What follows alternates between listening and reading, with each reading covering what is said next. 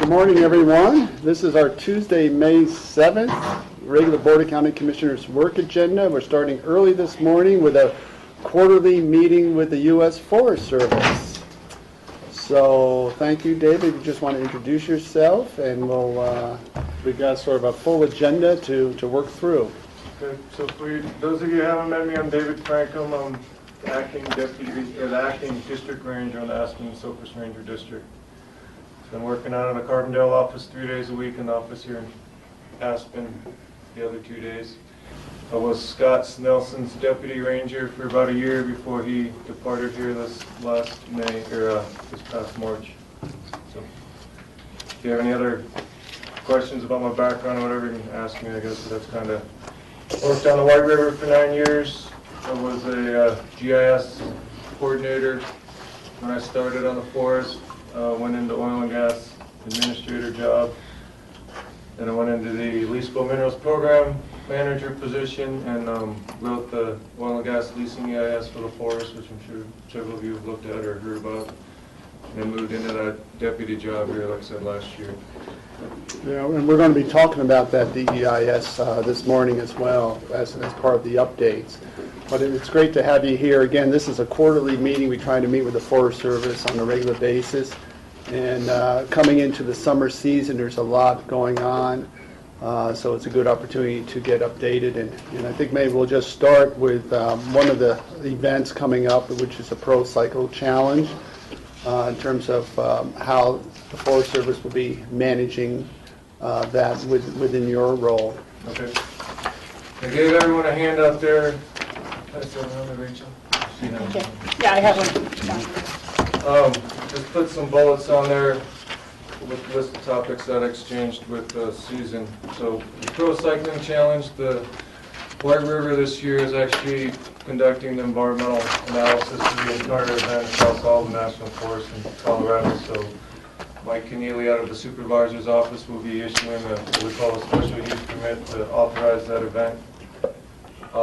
My role on the Aspen Cypress District is just primarily to monitor and take part in the surface use on those portions of the race that impact the district lands here. And for us, that's the route up and down Independence Pass. Last year we had different camping regulations and parking regulations in place, and we'll be using the same parking and camping restrictions that we had in place last year. And what that means is there's no camping, I think it's mile marker 55 to the top over onto the Leadville side, about 5 miles down on their side. And just parking, it opens up at, I think, daybreak or something. I don't remember how we described it, but there'll be parking then that morning and camping from that mile marker down along the roads that would be permitted, as well as in the campgrounds there. So how will the parking actually be designated? Is it just on the very top of the pass, or who's going to be responsible for roadside parking to enforce that? Is that Forest Service, or is that the State Patrol? Last year we had a series, I think we had 5 different Forest Service law enforcement officers that were responsible or kind of headed up the portion along forest lands up there, but we had help from Pitkin County as well as the Colorado State Patrol. So is there anything that the public should know now in terms of being able to park, or where they're going to be able to park? You mentioned camping, of course, but... I guess if you're interested in being up on top on the second day of the race, and going back over Independence Pass, just make a recommendation that you try to get up there early if you want to park your vehicle up on top, because there's just a limited number of parking spaces along the road and in the parking area up there. And I guess at some point, as it gets closer to the event, through the public outreach, will the public have a better idea in terms of the road closures, when the road will be closed, and when it will be reopened for cars who want to go up and people who want to watch the race from up there. And again, that's being coordinated with the Colorado State Patrol for the road closures, and the city of Aspen is working with all the entities to get the closures, camping restrictions, everything identified and made available to the public here, so it'll be on different web pages as well as in the newspapers at some point here in the future. Okay, Rachel? Yeah, I appreciate you bringing this up, George. Last year, after the race and towards the end of the race, the Forest Service said, well, you know, there's still actually camping spaces available in the open campgrounds, and that the message to the public had gotten confused in such a way that they thought there was no camping anywhere on the pass throughout that event because of the no camping at the highest, most environmentally sensitive areas, which, you know, I fully understand and support. When we were talking with Scott after and kind of debriefing on it, they said the Forest Service would do a better job of getting the word out about where you can camp and how you can camp, and not just kind of leave it for people to try to sift through themselves. And I'm just hoping that you guys will put together one sort of one-pager bullet point of where you can and how you access the parking that's available. Yeah, and we had that exactly what you're talking about available last year. Again, it was on web pages. We put it out to the local newspapers. It looked something like this. We're putting the same thing out, describes exactly what you're asking for, what camping is available, how many campsites at each of those campgrounds. So that, again, the intent is to do the same thing we did last year. We'll put the message out again. I guess it's a matter of how people read the information we put out. So we did put out both what's available and what's not available. So we'll be doing the same thing this year. Thank you. Any other questions on the pro cycling update? Okay, we'll move on to sort of your overall Aspen-Sopers Ranger District project update. There's a lot going on throughout the district. Perhaps just give us sort of an oversight. It's not only for us, but of course we're being televised by Grassroots, so it's an opportunity for the public to listen in on what's happening. So I laid it out, and if you're interested in, I put most of those projects on here, and if I'm going to run through the major projects that I thought you might be interested in hearing about, I can do it that way, if you're okay with that. Yeah, that'd be great. Okay. So the first one I think most of you in here are familiar with is the Coal Basin project. As you head down towards Redstone along the Crystal River, get past the coke ovens, there's a road that goes into Coal Basin on the White River National Forest. It's the old Mid-Continent mining site. There's been a lot of work done by the state of Colorado on reclamation in that area, but there's still concerns on the sediment load getting into Coal Creek there. So this last year we put a few projects on the ground as far as reclamation type projects, did some road decommissioning work, rehabilitation work, and majority of that work was done in partnership with a series of different partners and with outside funding.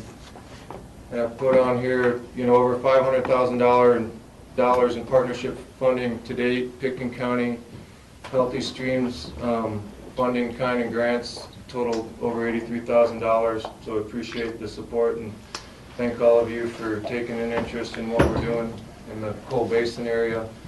This summer, the primary focus is going to be on completing a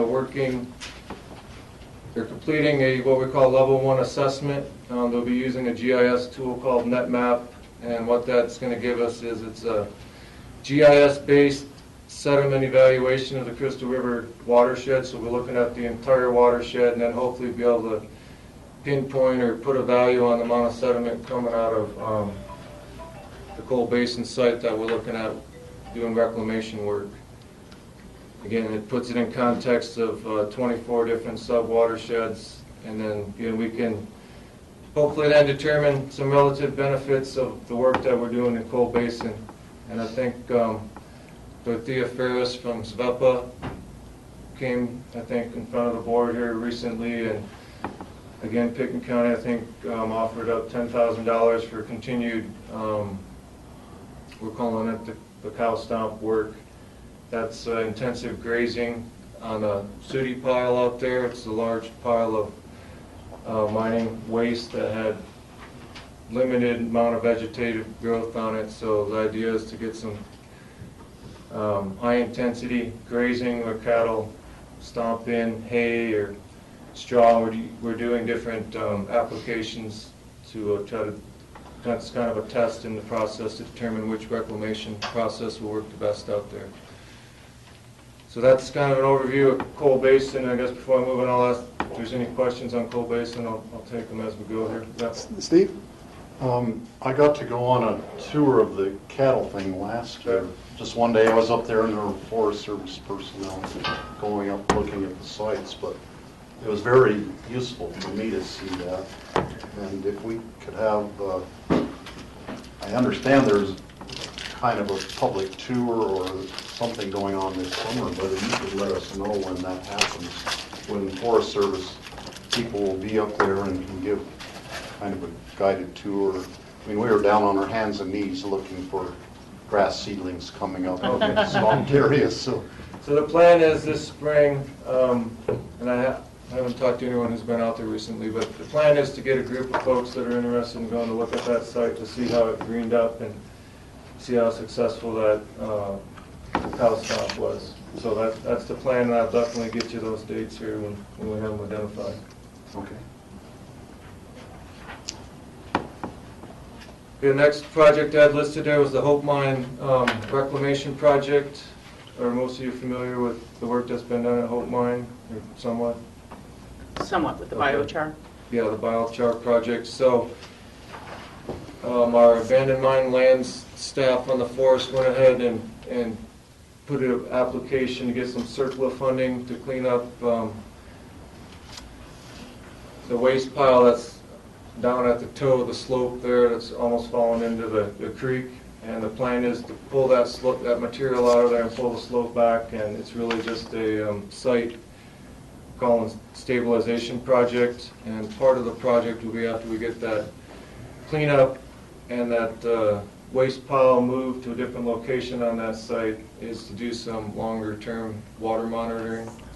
I'll just run through the process of how this is played out. So we had an engineering evaluation and cost analysis, we called it, that we actually put out for public comment. The Forest Service didn't receive any comments. No individuals came into the office to look at that document either. So what that means is we're going to move forward with what we call a draft action memorandum. That's our decision document under CERCLA to go ahead and take action and do this work at the Hope Mine site. We're currently reviewing that document. Forest Supervisor and myself need to sign off on that, and we're anticipating that we'll start that work with a combination of federal and state funds in late September of this year. Any questions on the Hope Mine? Well, just when you said the removal of the waste materials, is that the area that they were trying to reclaim with the biochar, or so what Yes. did grow is going to be cleaned off? And So what we did on the biochar, we got that reclamation on top of the waste pile, and that's actually what we're going to be removing, and we're just moving it on site to another location. There's a cut slope on there. We'll be filling that and then covering it right on site, and then that slope will be laid back, and we're going to try to reapply the topsoil and that biochar that was used in the first reclamation project out there, to try to keep it as a demonstration type site for what biochar can do for a mining reclamation site. so it didn't work sufficiently to just continue to allow it to grow? That was just for vegetative reclamation and kind of a slope stabilization. It didn't address the actual waste pile and the potential for metals to leach out of the pile into the creek. So that's what we're addressing with this CERCLA project here, is to actually clean up the waste material and move it away from the creek so it doesn't pose a threat to water supply or water source. Okay, thank you. No, that's adds to the understanding of this. The biochar worked really well in terms of the revegetation, restabilization, but the cost was pretty high. Have you seen with any other future projects that the cost of using that material will be reduced at all? So I haven't looked at, we had asked, the state was willing to go ahead and put biochar in the contract, that's the reclamation process or material that we wanted to use, and I haven't seen the estimates on the cost, but folks thought, just based on, biochar is a really light material, so based on trucking a lighter material as opposed to some of the other materials that you would use in reclamation work, that the cost would be somewhat comparable, but I haven't seen the cost comparisons, George, to know whether or not that was the case. Okay. Okay. Okay, Hunter Creek and Smuggler Mountain Cooperative Plan. I think, again, most of you should be somewhat familiar with this one. We completed the public cooperative planning process here this last fall or early spring of this year, and we moved into the NEPA process for the Forest Service. So we put out a public scoping statement or notice of proposed action for public comment. It defined what we're proposing as far as our actions on the ground in Hunter Creek and Smuggler Mountain. The comment period for that project's set to expire here on the 13th of May. To date, we've only received 23 letters. I had the project lead kind of give me a quick list of issues that, just skimming through them, that she pulled out that were kind of common amongst the comment letters received to date. There's a lot of comments on the balcony trail in support of having some sort of trail on the south side of Smuggler Mountain. Access has been raised, parking, concerns about adequate parking if we make this an area that's going to see an increased use, whether or not we've thought out the needs for parking in that area, or areas that would support getting to that area.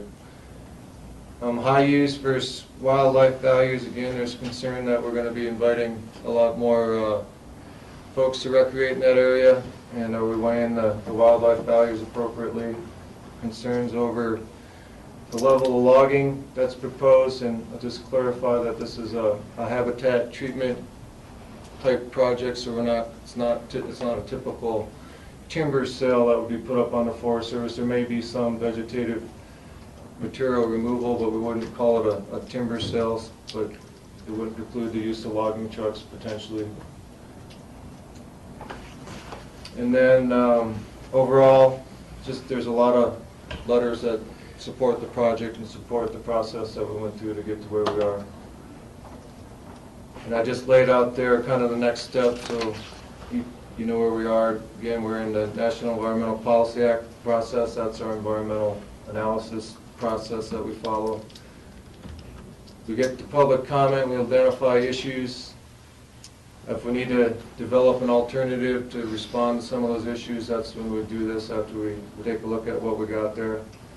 Then we conduct environmental analysis. We'll put out a final environmental assessment document with the decision, and go through the public objection period if folks want to question or challenge the decision that we're putting out. We have this new objection process that we call it.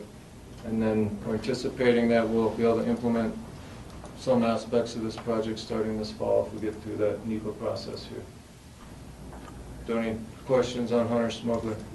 You know, David, the balcony trail, that was originally, or probably still is, a banded trail that this would be legitimized through. But my question is, what's the Forest Service's role in terms of ensuring that there's not a continuation of banded trails being developed throughout the Forest Service lands?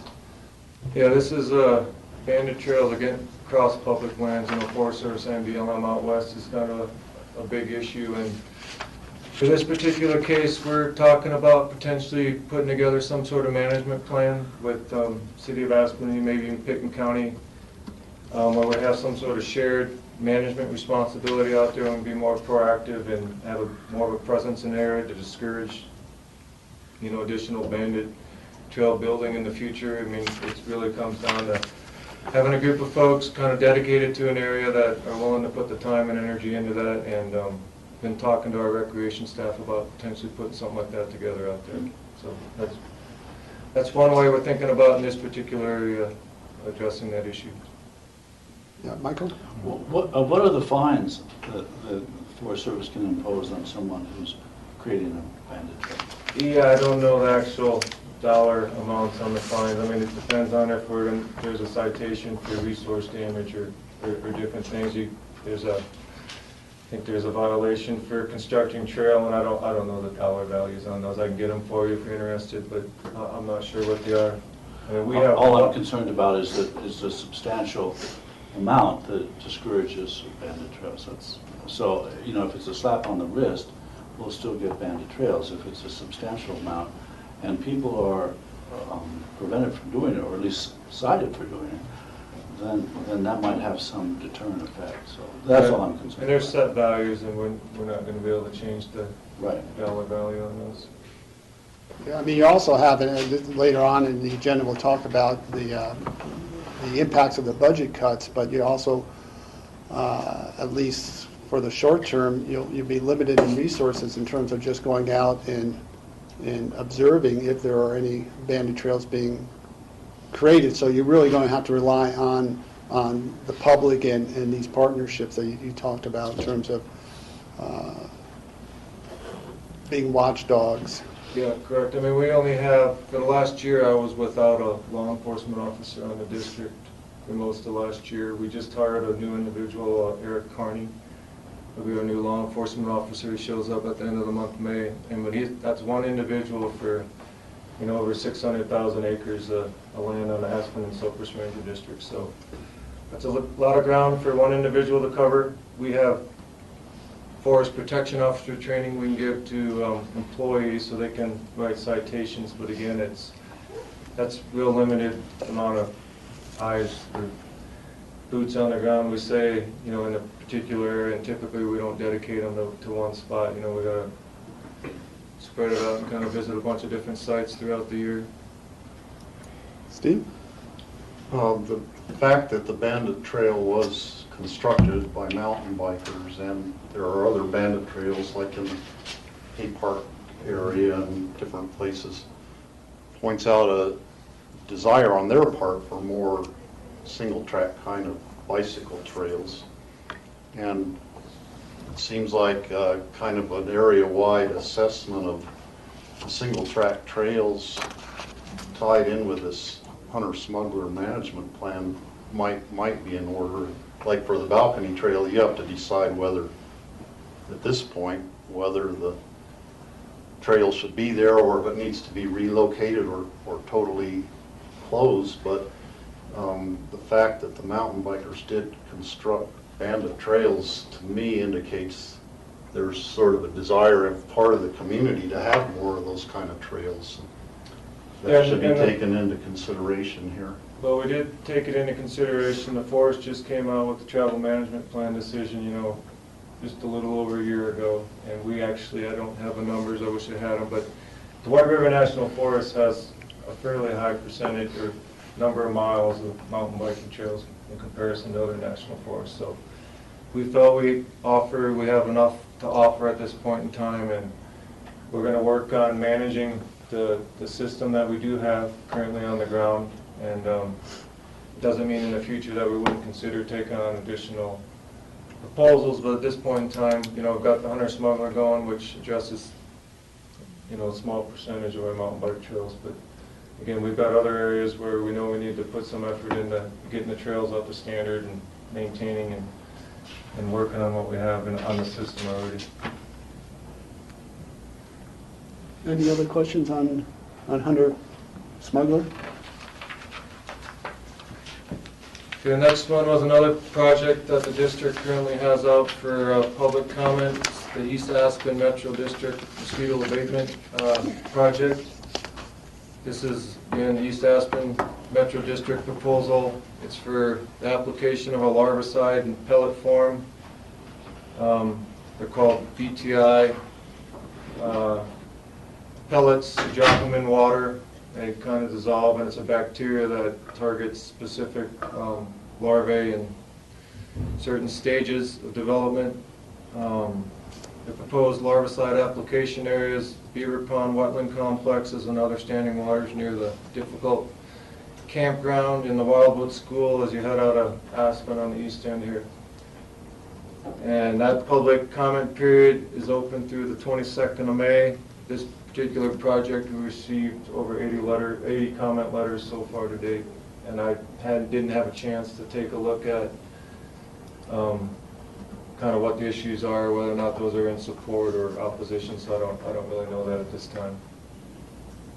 But are there any questions on that proposal and what we're considering now? Good. White Bank's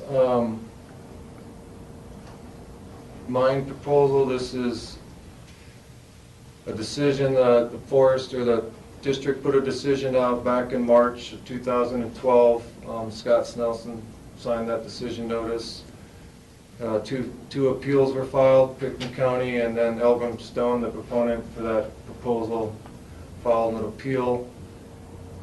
It went through our internal appeal process. The Forest Service sent it back to the district, our regional office, and asked that we do a surface use determination and look at some of the other analysis that we had done and to withdraw the decision that Scott signed back in March. And then through the process here, Elgin Stone has gotten frustrated and decided Forest Service was taking too long to put a new decision out, and they filed a lawsuit against the Forest Service in April of this year, and we'll continue to work on drafting up a new decision on that one. And I can't really talk about what's going to go in the decision document, but I can offer if you have any questions on process or generic type questions, I may be able to answer them depending on what you have. Yes, on process, I know when it was first appealed that it was actually reviewed outside this particular district to have sort of an impartial look at it. So how will that work now as we're going forward? Will it be looked at by the same person that looked at the original appeal, or will it go to a different district for appeal? We have, so we'll put a new decision out. Folks decide to appeal the new decision, then it goes to, again, it's called a regional appeal response team. It's out of the regional office. And there's a schedule, so it would be a different group of people that would be looking at that new decision most likely. But still be in our regional office that would happen. And then they'll still be looking at the same comments that Pickens County made as well as Division of Parks and Wildlife, or do both entities need to provide new or additional information? I believe that since we withdrew the first decision, if you would want an appeal the second, you'd have to resubmit an appeal in the process. And then, again, that team's going to review. They would be looking at your letters that both Pickton County and Elgin Stone submitted the first time, because they gave us some guidance on, again, what needed to go into this new decision, and check to see if we met that criteria that they were asking us to look at. And then, so if we wanted to make additional comments, those comments need to be put in by May 22nd? No, we haven't put the new decision out yet. Oh, May 22nd, that was the date for the mosquito EA. White Banks is, I'm sorry, yeah. we haven't issued a new decision. When we do that, there'll be a notice that gets put out, and you'll be made aware that you have that opportunity Okay. to take a look at that updated decision document. And typically, it'll be like a 30-day period for comments? Yeah, Okay. and I can get you the specifics, George, when I say we're probably a few weeks off on getting that out, so. That'd be great to at least get it to our staff. Good. Yeah, thanks. Steve? Do you have a management plan maybe developed with the Division of Wildlife regarding the entire bighorn sheep herd? Or is that more the Division of Wildlife that is keeping track of that, or what? Our biologists work with Colorado Parks and Wildlife. I think the Parks and Wildlife, I'm not sure where the data and the monitoring breakout is. I mean, our biologists participate in some of that monitoring and provide some of that data to Parks and Wildlife. I don't know if there's an actual monitoring plan. I can find that out for you.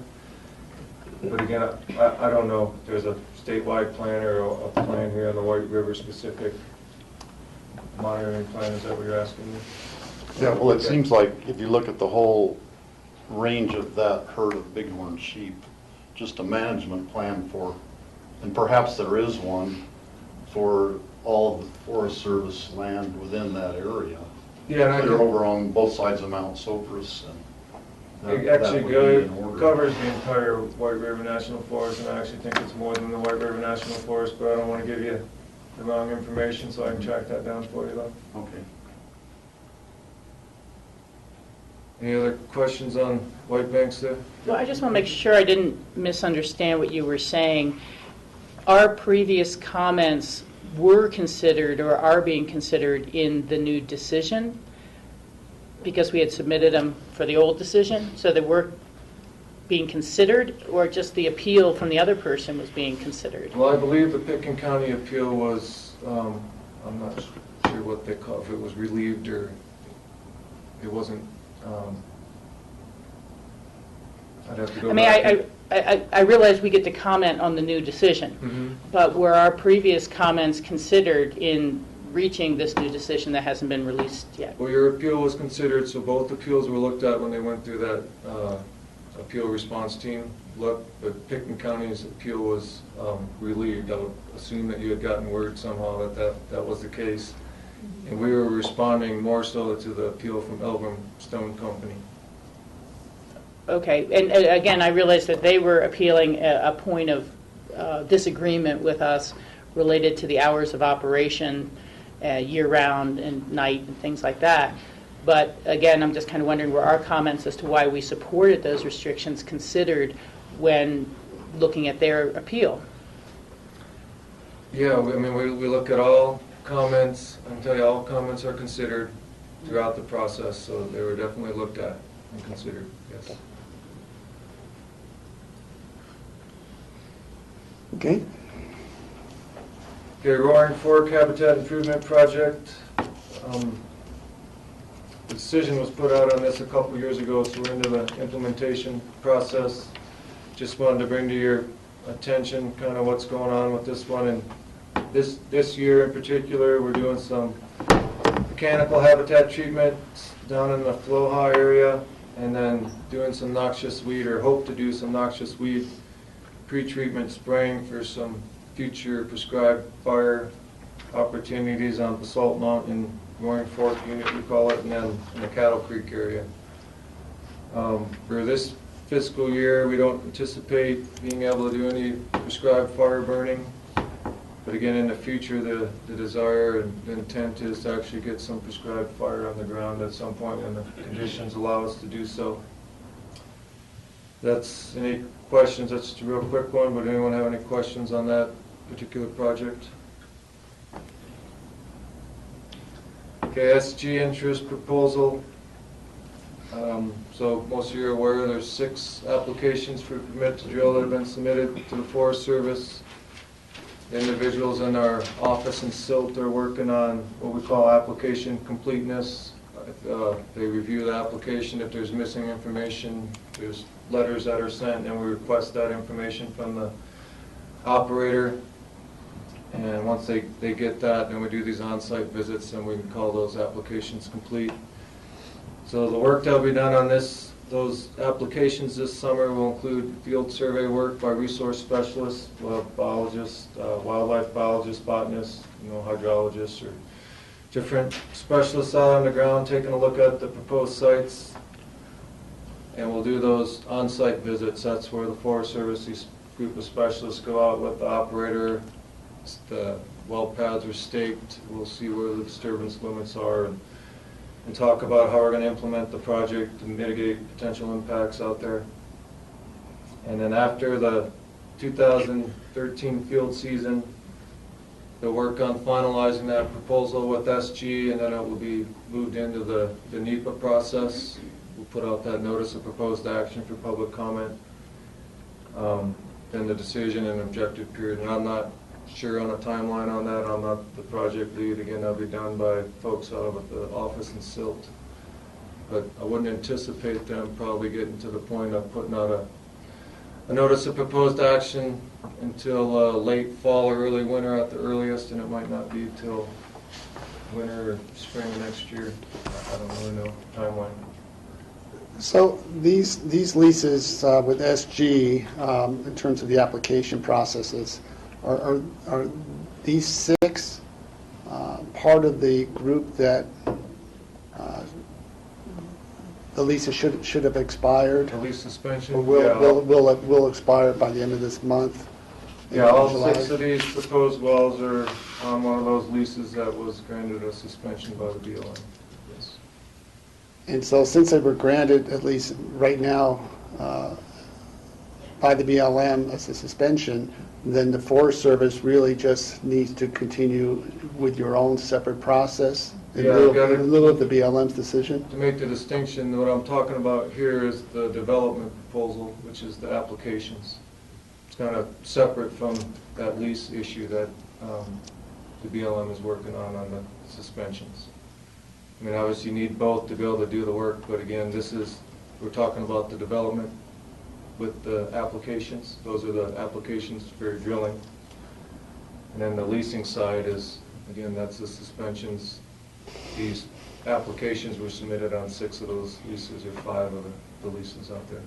Yeah, I mean, it seems like one of the issues that we tried to address was that because these applications by SG have come in at the last minute, and they have to go through this process with the Forest Service, including having the ability for the Forest Service to have an on-site visit, knowing that now that you really can't do that prior to when those leases should have expired. It seems like it was a strategy by industry just to further delay or extend their leases, knowing that Forest Service couldn't get on site to do an inspection and start the NEPA process. As you say, that may now take 6 months.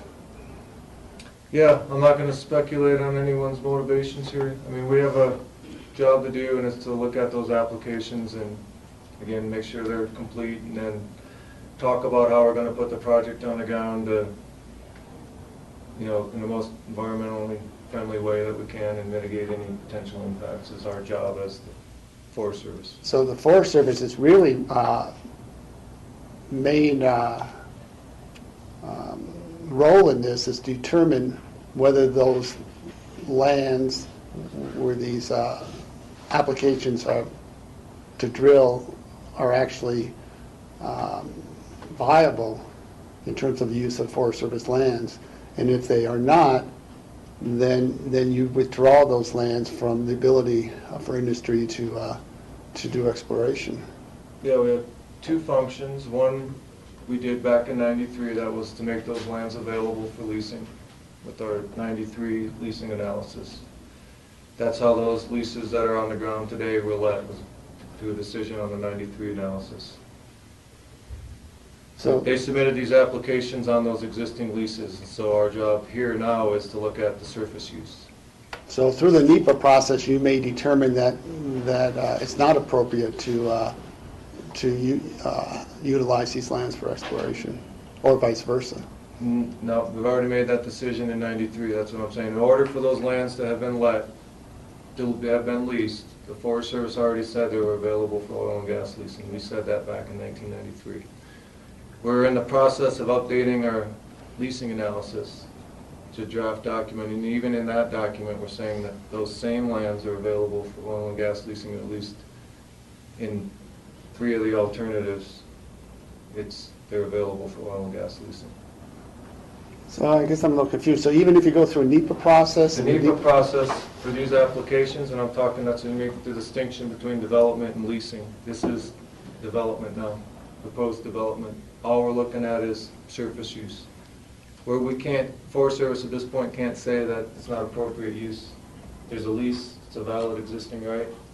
So our obligation now is to process the applications and put the project on the ground with best management practices and design features that are going to mitigate environmental impacts out there.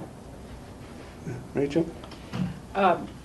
So you're basically saying that despite whatever the work turns up, there's no way to say this is unmitigatable levels of damage. This is unmitigatable impact to the forest. That cannot be a conclusion, is what you're saying? That there, no matter what the damage is, we'll try to mitigate along the way, but there's no way we can say that all these mitigations added together are not enough. I wouldn't say it's not a possibility. I'm just saying the process that we go through is we look at this as a development proposal. There'll be different alternatives to put the development on the ground. We analyze the impacts of those different proposals. Okay. Again, we're company has the lease, they have a valid existing right to put in an application to drill on federal land. In this case, it's a Forest Service surface. And our obligation is to look at the project and again, try to design it to have the least impactful, to the environment as we can. And I guess one other question is, how does that 93 analysis and decision then fit in with the roadless rule, Clinton roadless rule decision that came up? Because a lot of these leases are in roadless areas.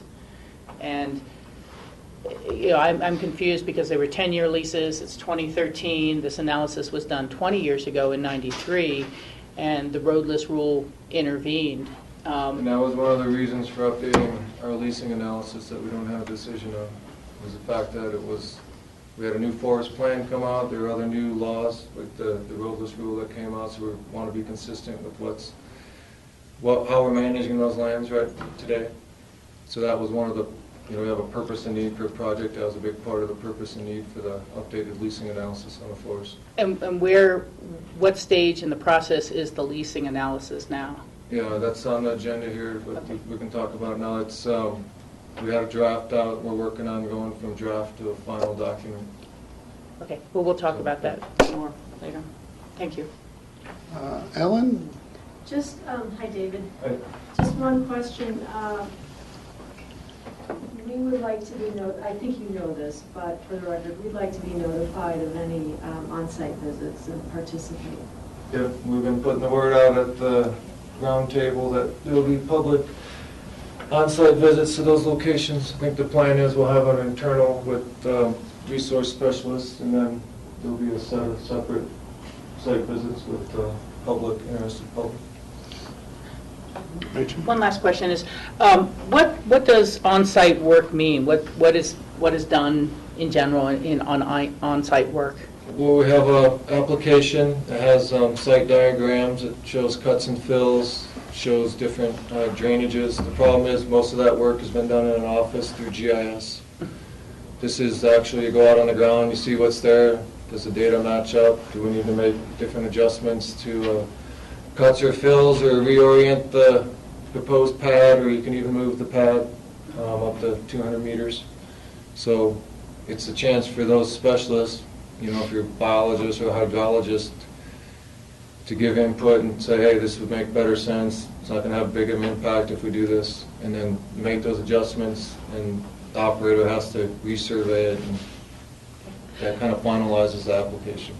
And then, say that this was the well pad, how far out in concentric circles do you measure the impacts and the mitigation? Does it include the roads to service the well pad? Yeah, it's resource dependent. So different wildlife species are going to have, they're going to look at a larger area in each analysis. If you look at analysis, they'll lay out a cumulative effects analysis area. And again, it's driven by your resource value, what kind of scientist you are. Okay, so it will include the roads to the pads and things like that? Yeah, for most resources, that'll be considered. Okay, Yep. thank you. Any other questions on SG? Okay, Lanedo, just a couple of real quick comments. Forest Service is preparing for a trial this fall, and we've been taking depositions and we're continuing to do so over the course of the summer here. And again, this is one of those that's in litigation, so I can't say a whole lot about it, but just kind of letting you know where we are in the process. So any comments or questions on Lanedo? Yep. Steve? Does this have to do with the staging area of the snowmobile operation? The parking at Lanedo, is that what the trial is about? Yeah, that's part of it. Okay.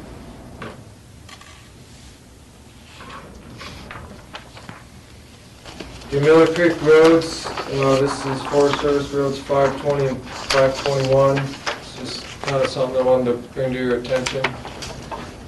We have an issue with the landowner and road jurisdiction in this area. Landowners gating the road and cutting off what we believe to be historic public access. Just for the public and maybe some of us who are not aware where Miller Okay, Road Miller is. Creek is up the Frying Pan. Can't remember the name of the subdivision that you turn off and you kind of go northwest. off of Ludi Reservoir. So up by Meredith. Yeah. And just the Forest Service at this point in time isn't going to be taking any actions on the gating up there. We don't have any documented easements across any of the private parcels. There's a series of private in-holdings that have 4 chunks of Forest Service land in between them. So across that whole series of in-holdings, Forest Service doesn't have right now any legal easement or right-of-way across those properties. So we're looking at different avenues on getting that established.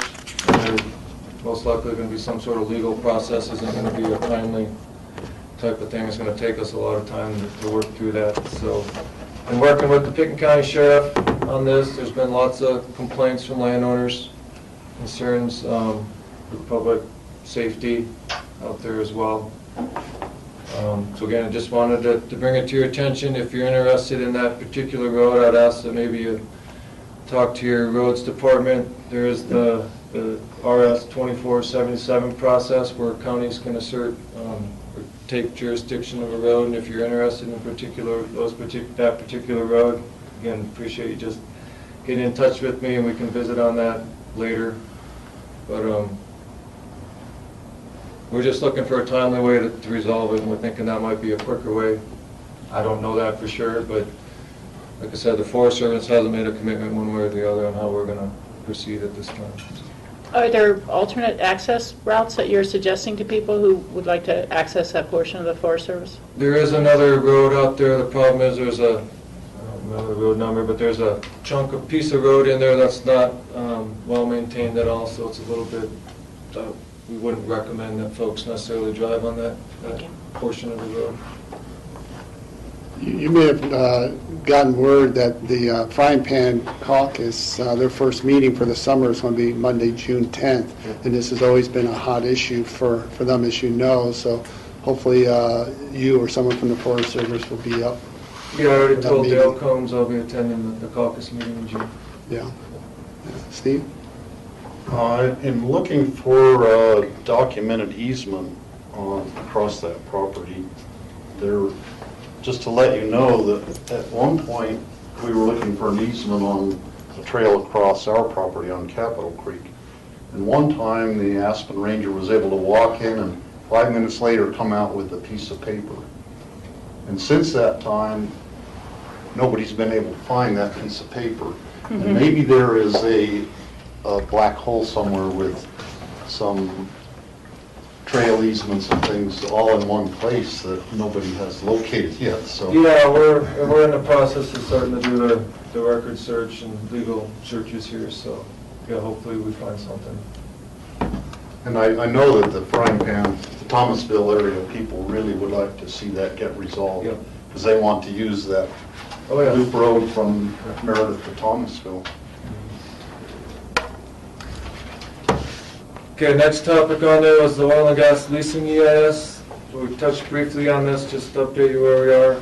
We published a draft in August of 2012. I went through an extended comment period, so we didn't get the comments back from, we had a contractor that worked on our comment analysis. We got that back in January of this year. I was working on that project up until about March of this year. On a limited basis because I was in kind of 2 jobs. So Forrest has since assigned a new team lead to that project, and we have a tentative timeline to get that document done. It's the timeline they laid out was to have a decision by April of next year. It seems like that's far off, but again, we're just taking into consideration who's working on it and the amount of time that folks are going to be able to kind of commit and dedicate to that. So it's kind of on an extended timeline there.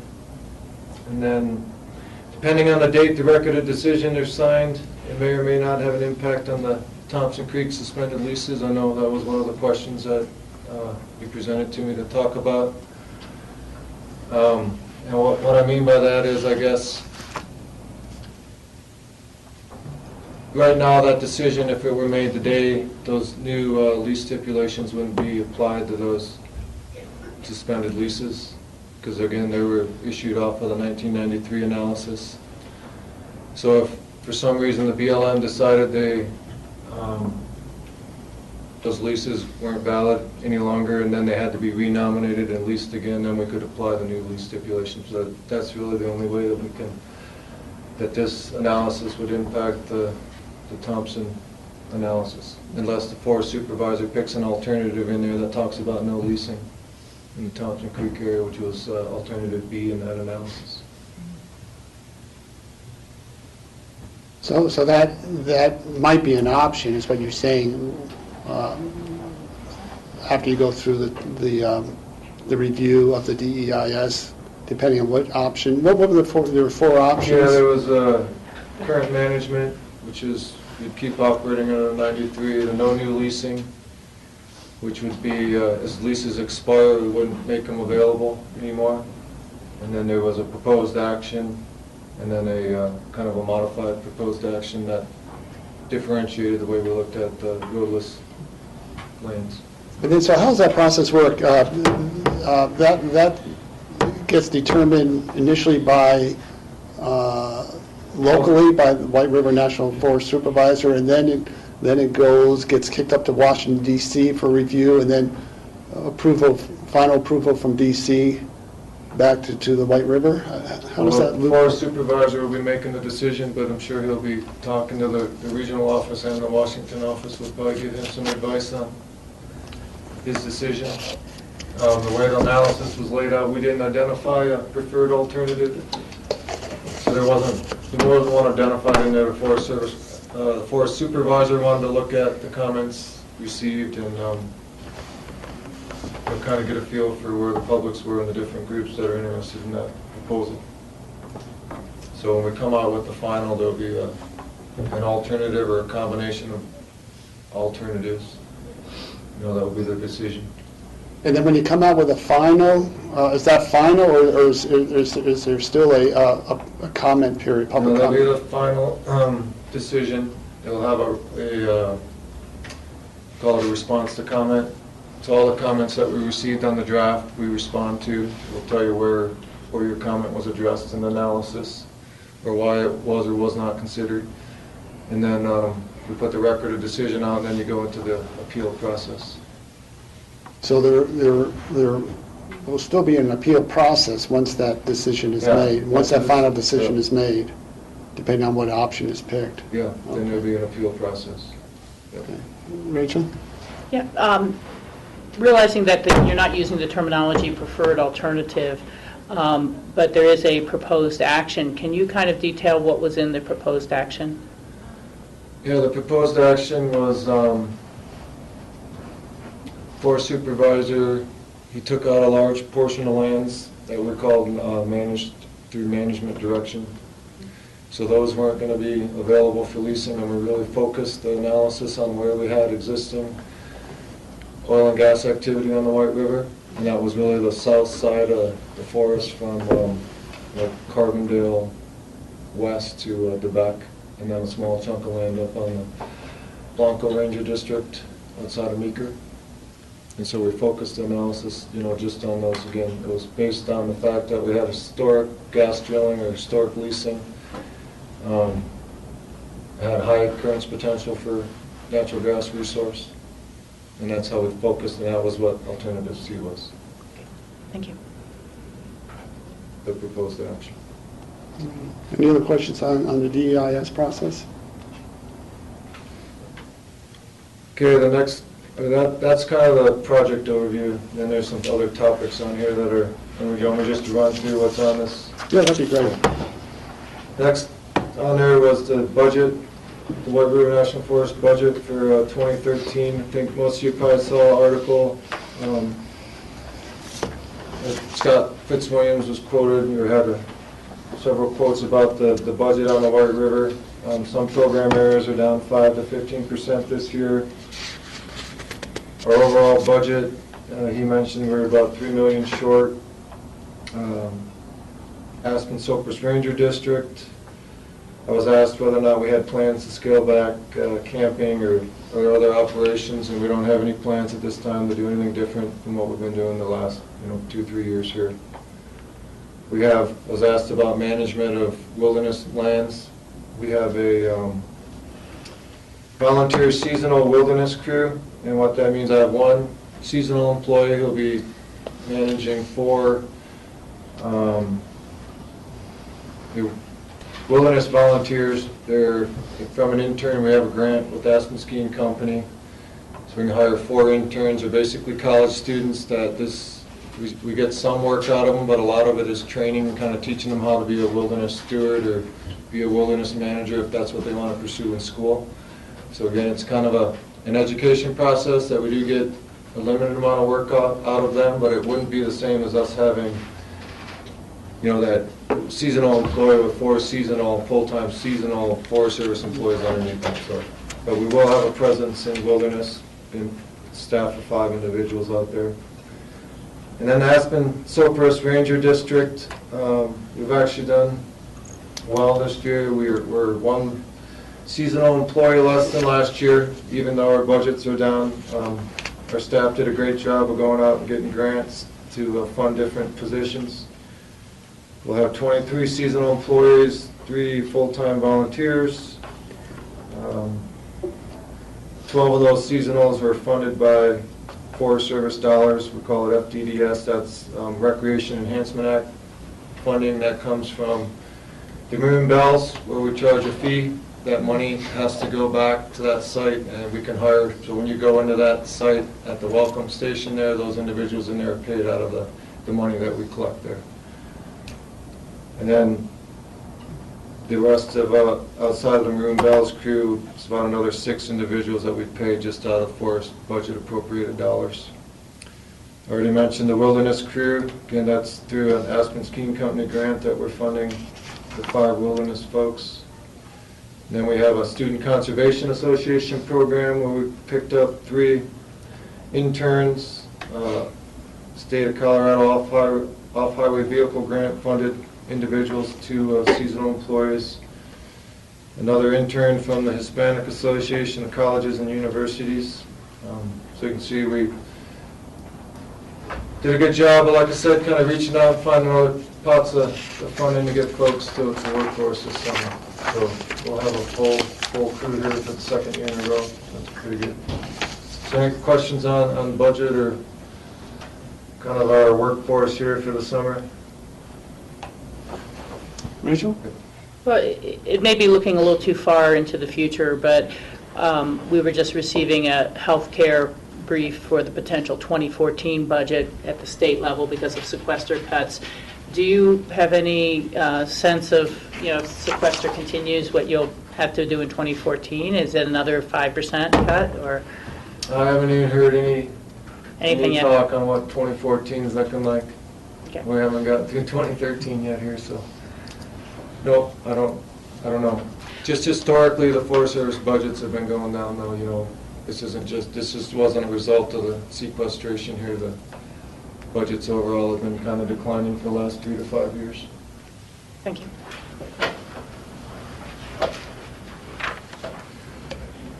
We have the FLAP grants. I don't know if folks have heard about that program, but we met with Clayton County Public Works 2 or 3 weeks ago to kind of identify some areas that we wanted to focus on this grant program. Communities that are adjacent to federal lands and have access points to their communities and go after these grant dollars to improve access to public lands. So in working with Brian and GR, we came up with the Castle Creek Corridor priority, Lanedo, Crystal River Valley, Hunter Creek, and Smuggler Mountain, and then the Maroon Valley. So I don't know how many different proposals were being worked up, but there's several different applications that were being submitted for projects within each of these areas. And then the White River National Forest is working with Pittman County. There's another part, or kind of a separate but related grant program. It's called the Federal Lands Transportation Program. And we're trying to pair up the 2 grant programs, so the forest is going after dollars for these same areas that we're working with Pittman County on the FLAP applications for. And that is for road improvements or trail, what is that for? If there hasn't been like a Castle Creek, for example, there hasn't been like an access plan. There's lots of different areas where you can access national forest off of there, so it'd be kind of, first step would be to use some of that money to look at an access plan, design trailheads or, road turnouts or pullouts. So you can use it for roads, you could use it for trailheads, you can use it for planning effort if you haven't done any planning, and then, you go into implementation later. So you could also use it for new or improved parking areas? You can use it for parking. I think that was kind of the idea behind the Lanedo, getting on that list there. So yeah, you can use it for parking. And again, if you haven't done the study work, you can use part of it to do the study, and then I think you can also use it for the implementation. Steve? There's at least one other trailhead that I know of that is a problem for horse trailer parking, and that's at Snowmass Lake Trailhead. And I think that made the list. And we picked out, we had a list of like 15, 16. And I know the Roaring Fork Horse Council people probably have a whole list of places where they have trouble parking with their horse trailers, and you might consult with them just to, and a lot of them might be on the Crystal and these different places, so they would, relate to your list here. Okay. But just so it's on your radar, that Snowmass Lake Trailhead parking is a problem for local residents there, and it's a that was like, topography's tricky there, so that makes it not a real easy solution, but it's the one that I'm trying to think of ideas on it. yeah, no, appreciate it. And again, it's on the list, and I think the plan is here, if this program continues, then we'd work down that list in future years if we don't get awarded. Or if we did get awarded and we had to pick some new sites, then we'd work down a list and submit applications in the future for different locations. So there's a time frame for these grant applications and how the money gets distributed? The application deadline was May 15th, or it is May 15th, and then I don't know when the announcement on awarding the grants are. I don't know when that comes. Yeah. Okay, so I'm assuming that staff is then working on, John Peacock, I'm assuming staff is working on trying to determine which of these areas we should be going after for some of these grant dollars? Yeah, the application timeline was very short, and so there wasn't a lot of opportunity to vet. We do know from the board's perspective, we spent a lot of time, for example, on the Lanedo, and then we're looking at where do we have a lot of traffic and such to prioritize those requests. The funding requests would then come back to the board for appropriation. Because of some of these, are they matching funds or?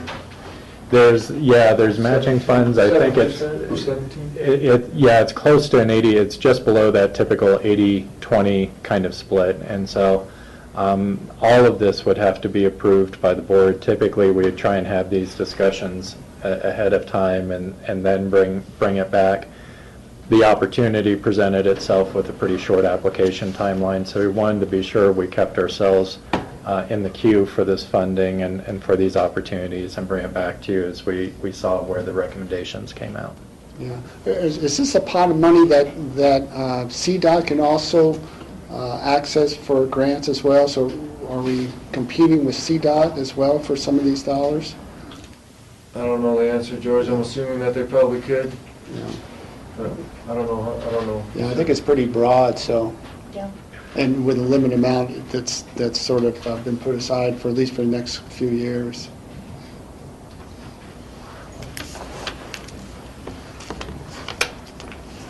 We got a few more here. The forest has hired a new deputy forest supervisor. I think that was announced about a month ago. Her name's Heather Vivencio. She's currently the district ranger on the Red Rock Ranger District on the Coconino National Forest in Arizona. She comes with a lot of management, natural resource management experience, and then working with communities and partners as well.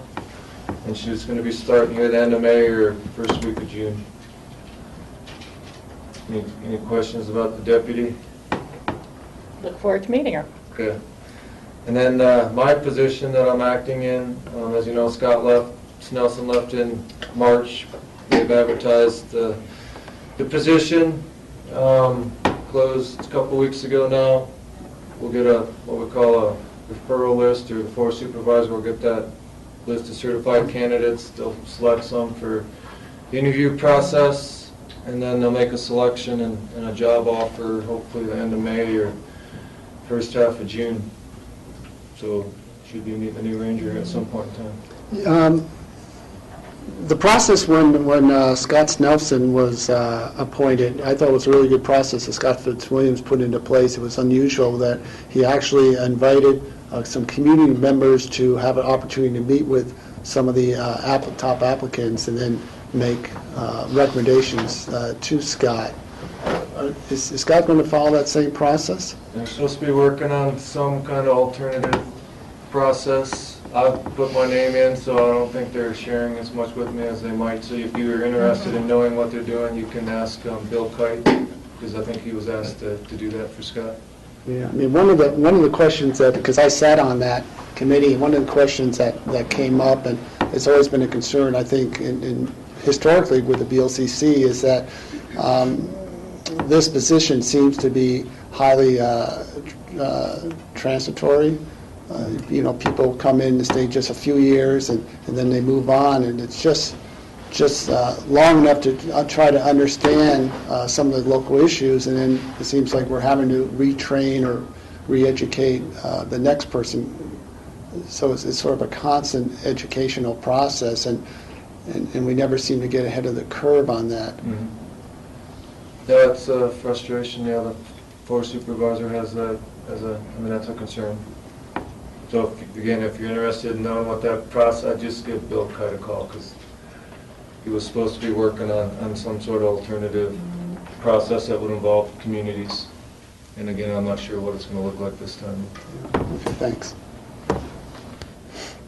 If you're down here, the Future Forest Roundtables, it's a quarterly meeting that we have with local governments, businesses, nonprofits in the Roman Fork, and George usually sits in on those.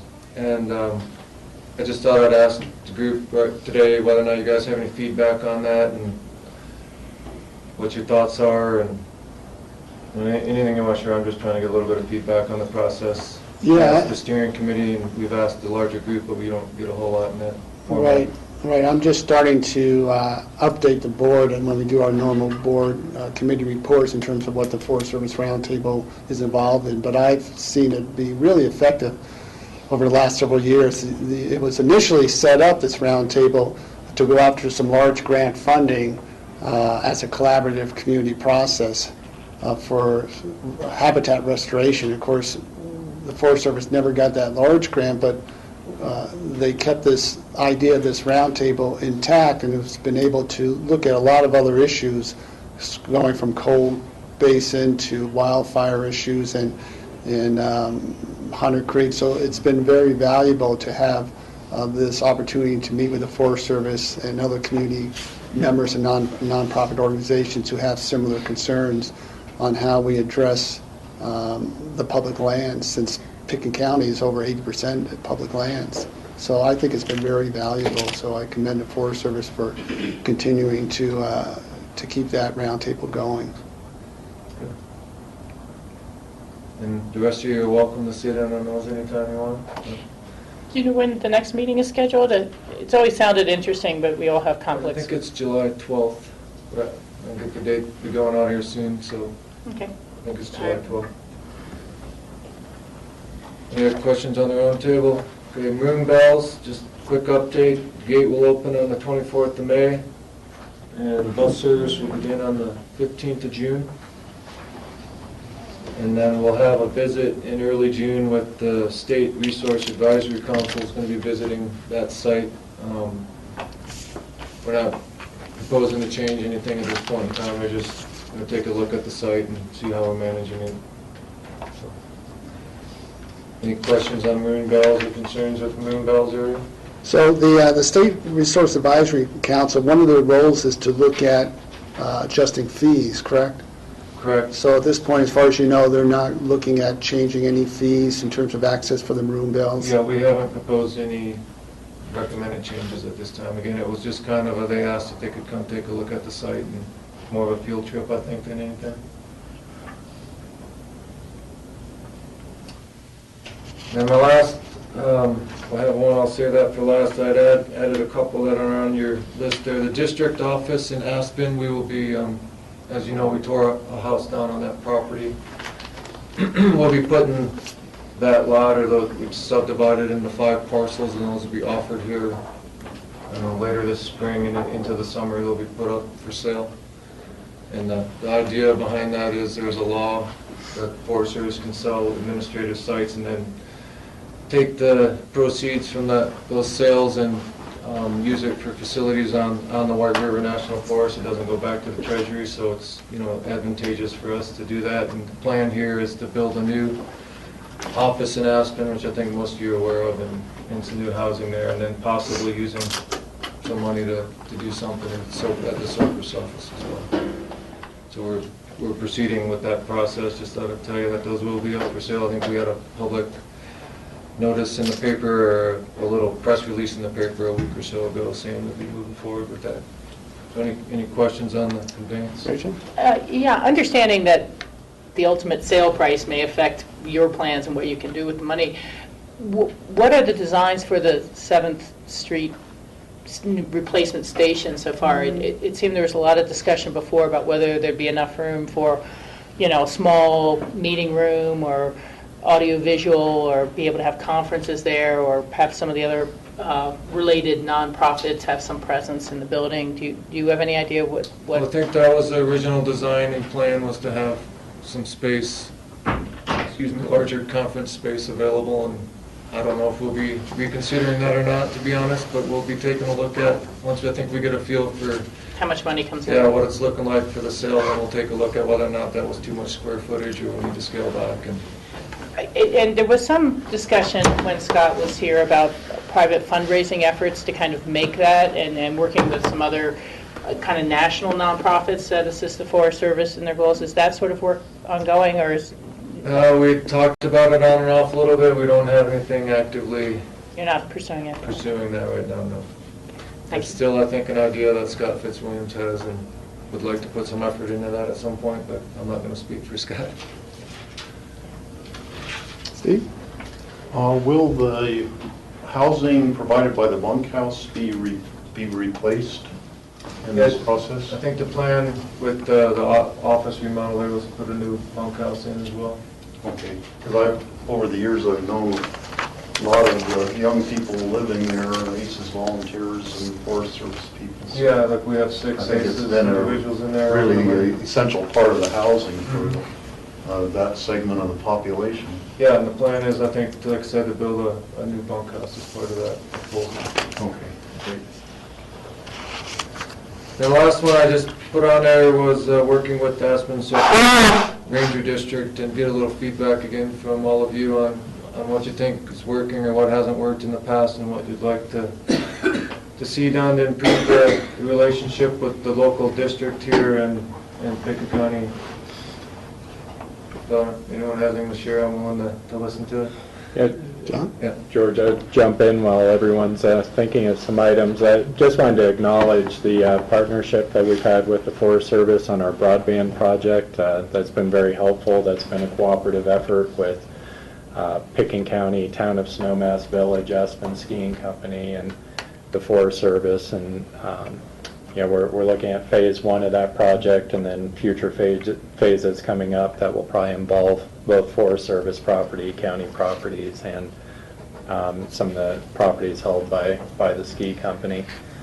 So I can tell you from the staff perspective, we've appreciated your ongoing participation in that discussion.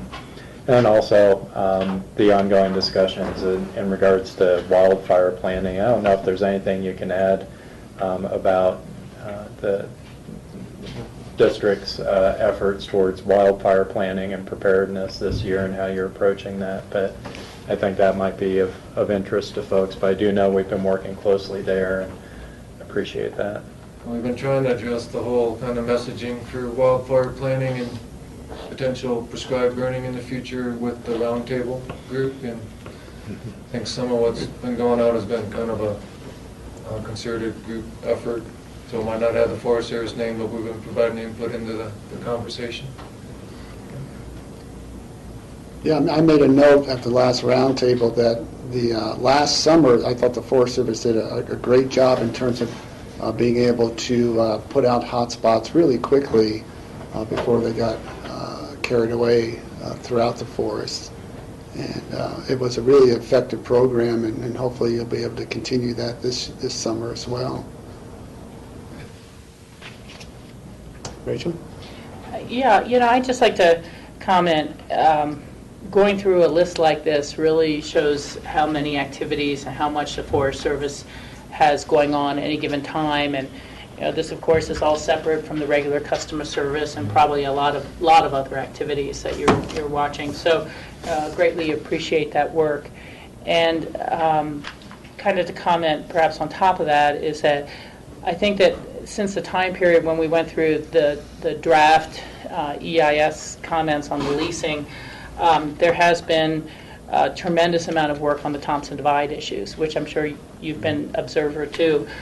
But I think I'd just like to emphasize that the kind of numbers, the kind of turnout, the numbers of people participating to say, this area is special and should not be leased, has been more than any I've ever seen in 20 years of office in many activities, and certainly more broadband of a coalition in terms of the individuals who are saying the same message, whether they're environmentalists or ranchers or bicyclers or outfitters, and just broad range. And I really hope that as the work progresses in analyzing, that the full weight of that public comment is now really well known and is really fully accounted for in your work.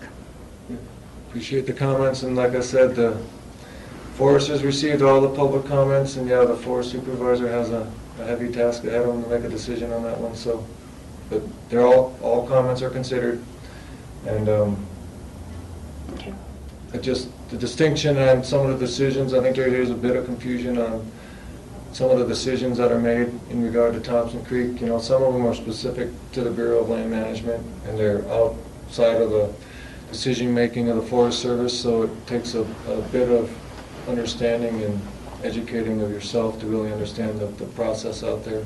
So I just encourage you, if you're not familiar with oil and gas leasing and just the way decisions are made, that you take the time to ask. I could answer a lot of them later, or just talk to the BLM folks, because they're really responsible for making a lot of those decisions and can explain the process to you.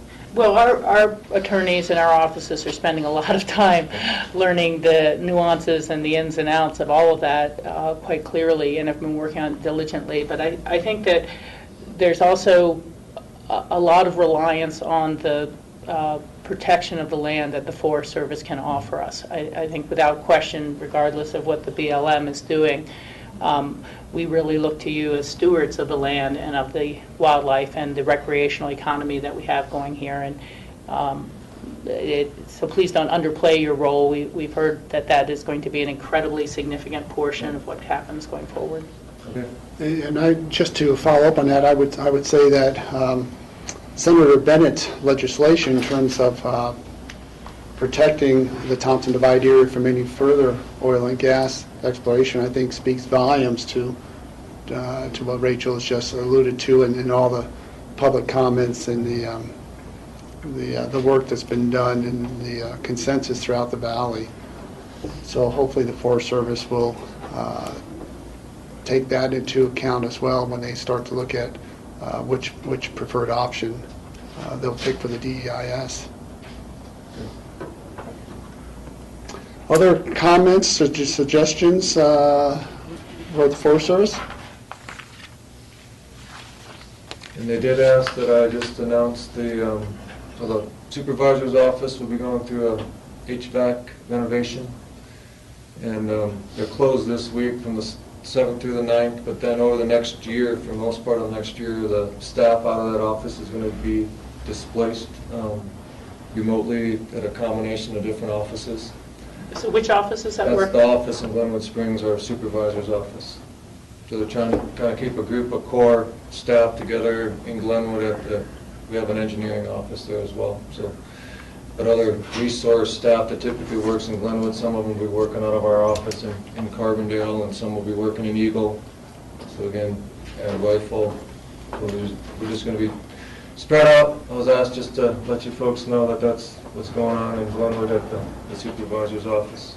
And that is, there was a good article in today's paper, actually, I read, mentioned that building was built in 1917, and so it's a fairly historic building, and the work that you're doing is to upgrade that building in terms of making it more energy efficient, which is what we're doing here in Pickens County as well with a lot of our facilities. I appreciate your time. Again, I appreciate the support that you guys give us on all the projects that we ask for support on. So I look forward to working with you in the future here. Good, well, thank you, David. Thank you. This was a great meeting. We covered a lot of territory. Good, thanks. Let me know if you have any questions anytime. Shoot me an email or call me. So George, I let our folks for memorandums of interest know we'd probably start around 10:30 or such, if you guys wanted to take a few minutes, and we'll get ourselves collected. Okay, that'd be great. So let's take a 7-minute break. Reconvene at 10:30.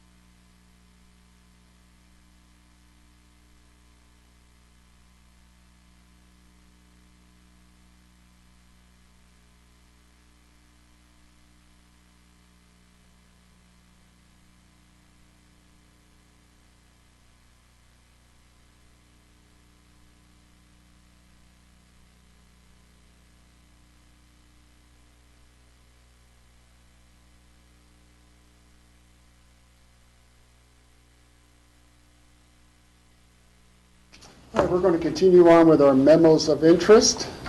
John?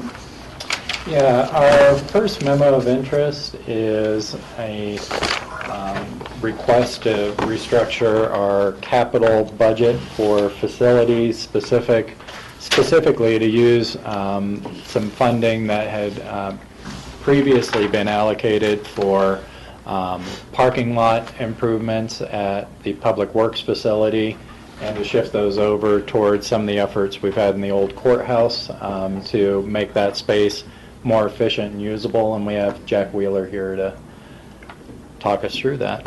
So, Jack, would you mind just giving kind of a high-level overview of what we're doing or proposing? Hi, I'm Jack Wheeler, Facilities Project Manager. We've moved, trying to gain a more efficient use of the space in the courthouse. We've made some moves, and plus there were staffing changes in some of the departments. We've moved the district attorney's office onto the garden level, sheriff's office, admin office to the main level, switch spaces with them, as well as we're adding some space for the sheriff's office and restructuring the space downstairs between the APD and the sheriff's office as well, so that they have completely separate spaces to meet their needs. We're taking court, right now court records has one full office on the main level with just records in it. We're moving all of those records out of that office, putting them in file cabinets in spaces that are currently occupied by the courts, and using that office space to house probation. That's the gist of it.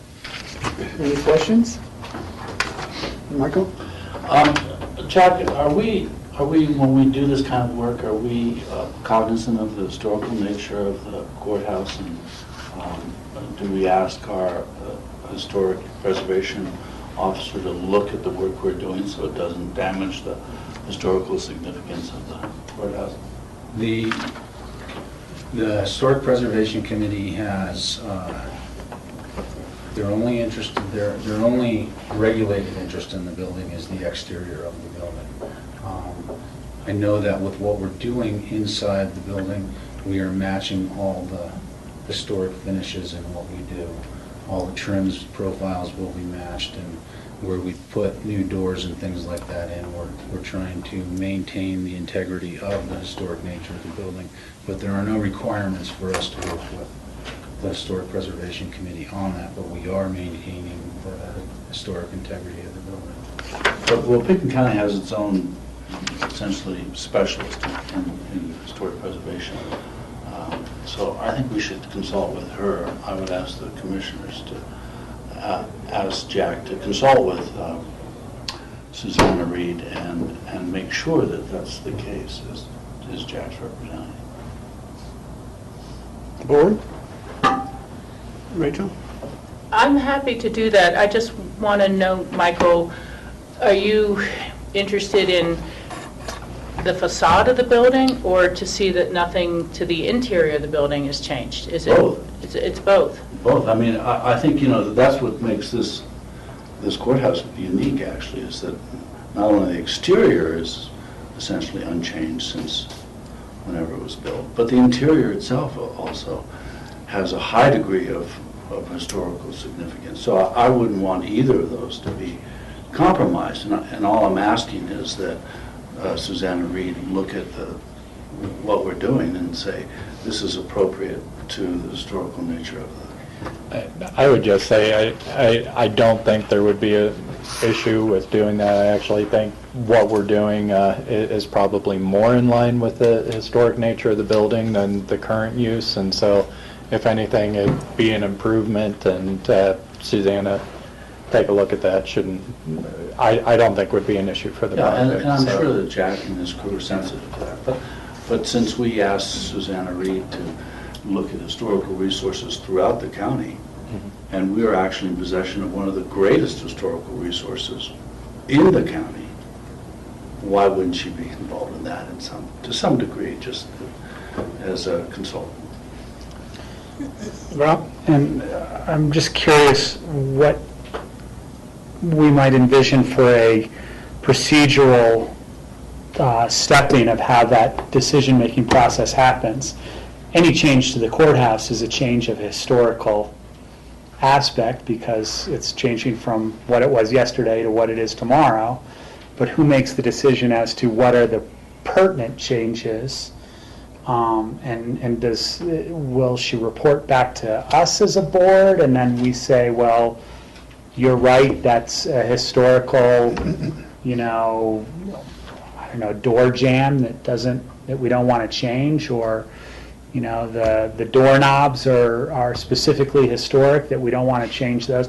I'm just not sure what the protocol for the decision-making process on what we determine as historic, because I think there is a pretty set protocol for the facades of buildings, exterior. but there isn't necessarily a protocol for what you're asking her to look into. So I'm not sure what exactly you're asking for in terms of a consultant from our historic preservation. Well, if I could make a suggestion, and Michael, I think what I'm hearing from you is you want to be sure that we're using our resources at hand, and that we're, at least the staff level, we're ensuring that we're maintaining the historical quality, or at least feel, of the building, and that since we have internal expertise, just to direct staff to have that consultation.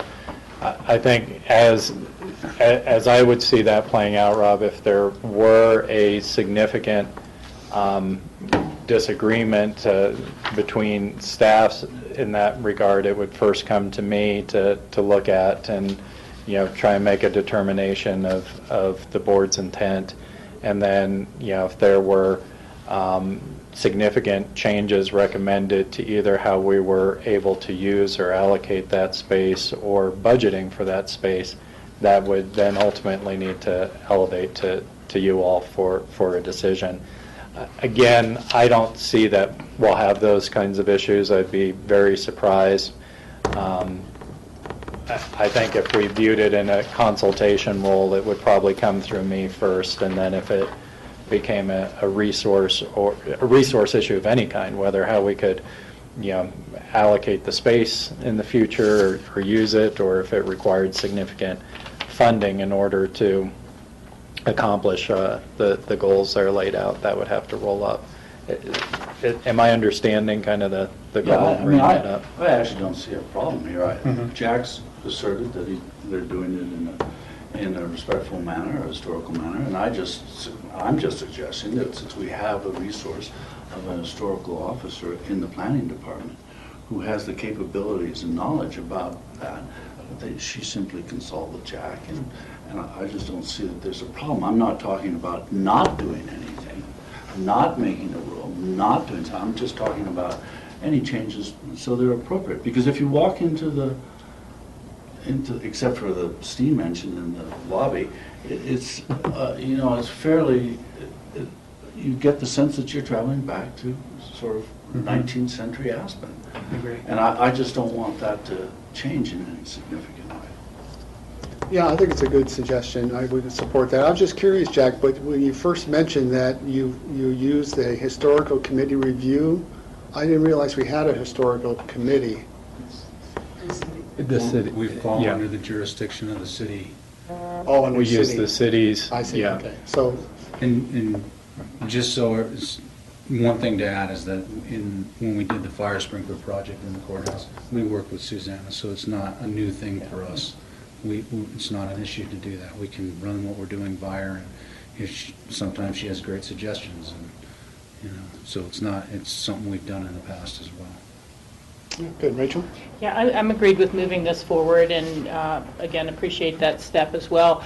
The one thing I'd like to put as a footnote is that to the extent when we ever consider repainting or whatever else needs to be done inside there, a lot of the trim has been painted that gray. A lot has been preserved, but a lot has been painted. And, I really would one day love to see that restored to more of its original finish rather than the painting. So Okay. something for us to look at as we go forward. That's just me. I don't know how others feel, but, as someone who loves old woods, you hate to see them covered with kind of a gray-blue paint. And so. Thank you. Steve? another topic having to do with the $80,000 coming from the Public Works paving. And that leaves a remainder of more than 500,000 in that fund. Is that 597,000 fund what the entire project was going to cost, or That's what for we're that in. paving, or was 80,000 what that paving was going to cost? That was for the entire, I think, Public Works doing a new asphalt mat. Frankly, the mat is in better shape than we thought, and we feel like we can do patching. I think we're going to be carrying money over into future capital budgets. So the remainder of more than 500,000 will be sitting there in the bank waiting until the paving project does need to be done in the future, is that? For the parking areas, yeah. The I parking think lot? the way the budget was restructured, they moved the paving out 6 years. And in the current budget, we had patching in certain years anyway, a separate line item, and we left that in the budget, so the patching was on top of we had patching money on top of what we're moving out. George? Yeah. Yeah, I was kind of curious on the accounting reasoning behind why we're doing it this way, because to me, it seems like they're two kind of unrelated projects, and if one needs a supplemental budget request from our capital fund, great, let's take the $80,000 from our capital fund. And if one has a under, or an under budget type thing, why would it not just be money going back into our capital fund?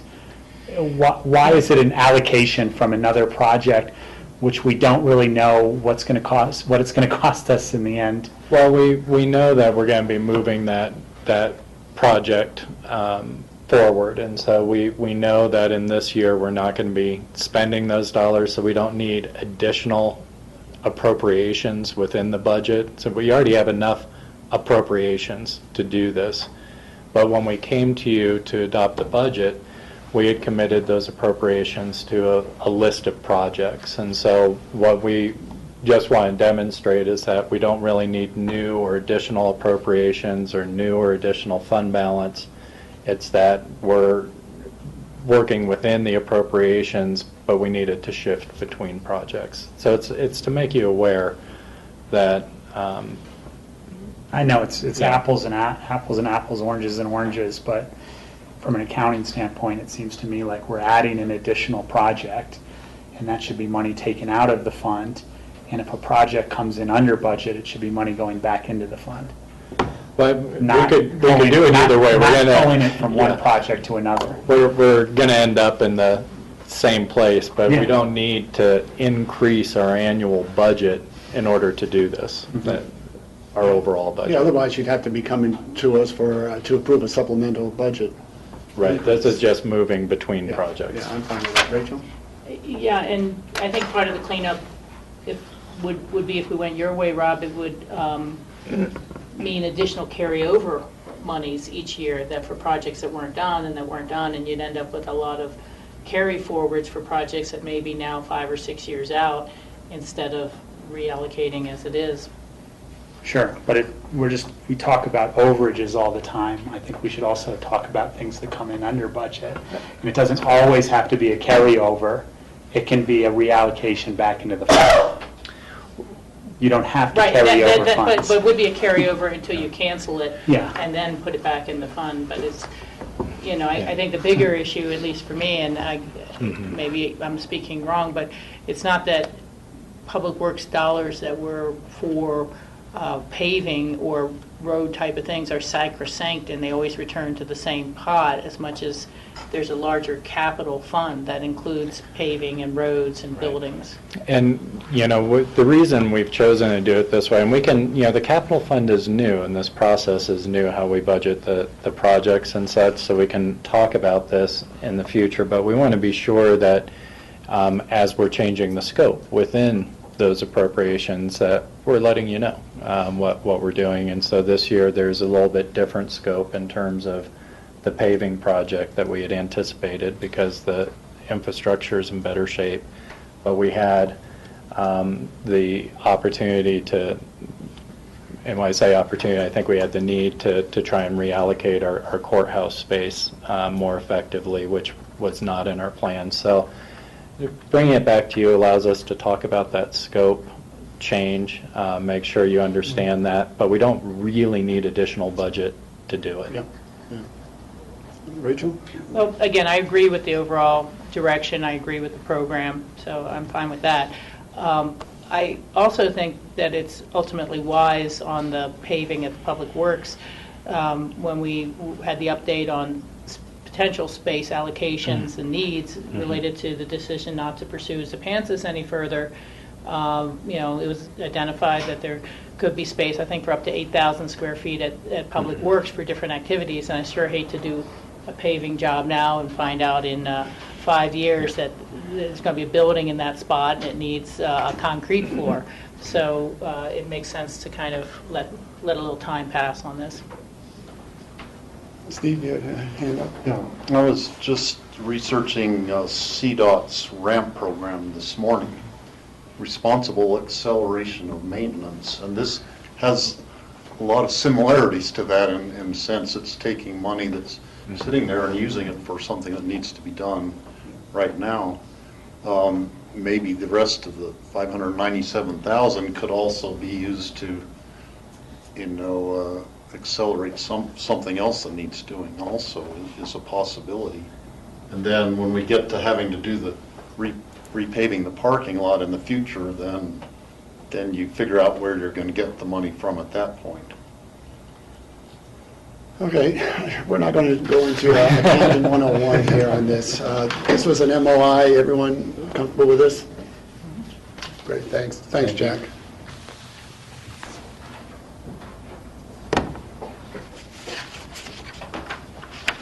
Okay, our next item is an item that we've spoken about, but it's the budget supplemental request for the AABC capital improvements. We did have a work session on this, I want to say 2 weeks ago, I think, before our off week, to talk about the budget that was needed to complete the AABC project.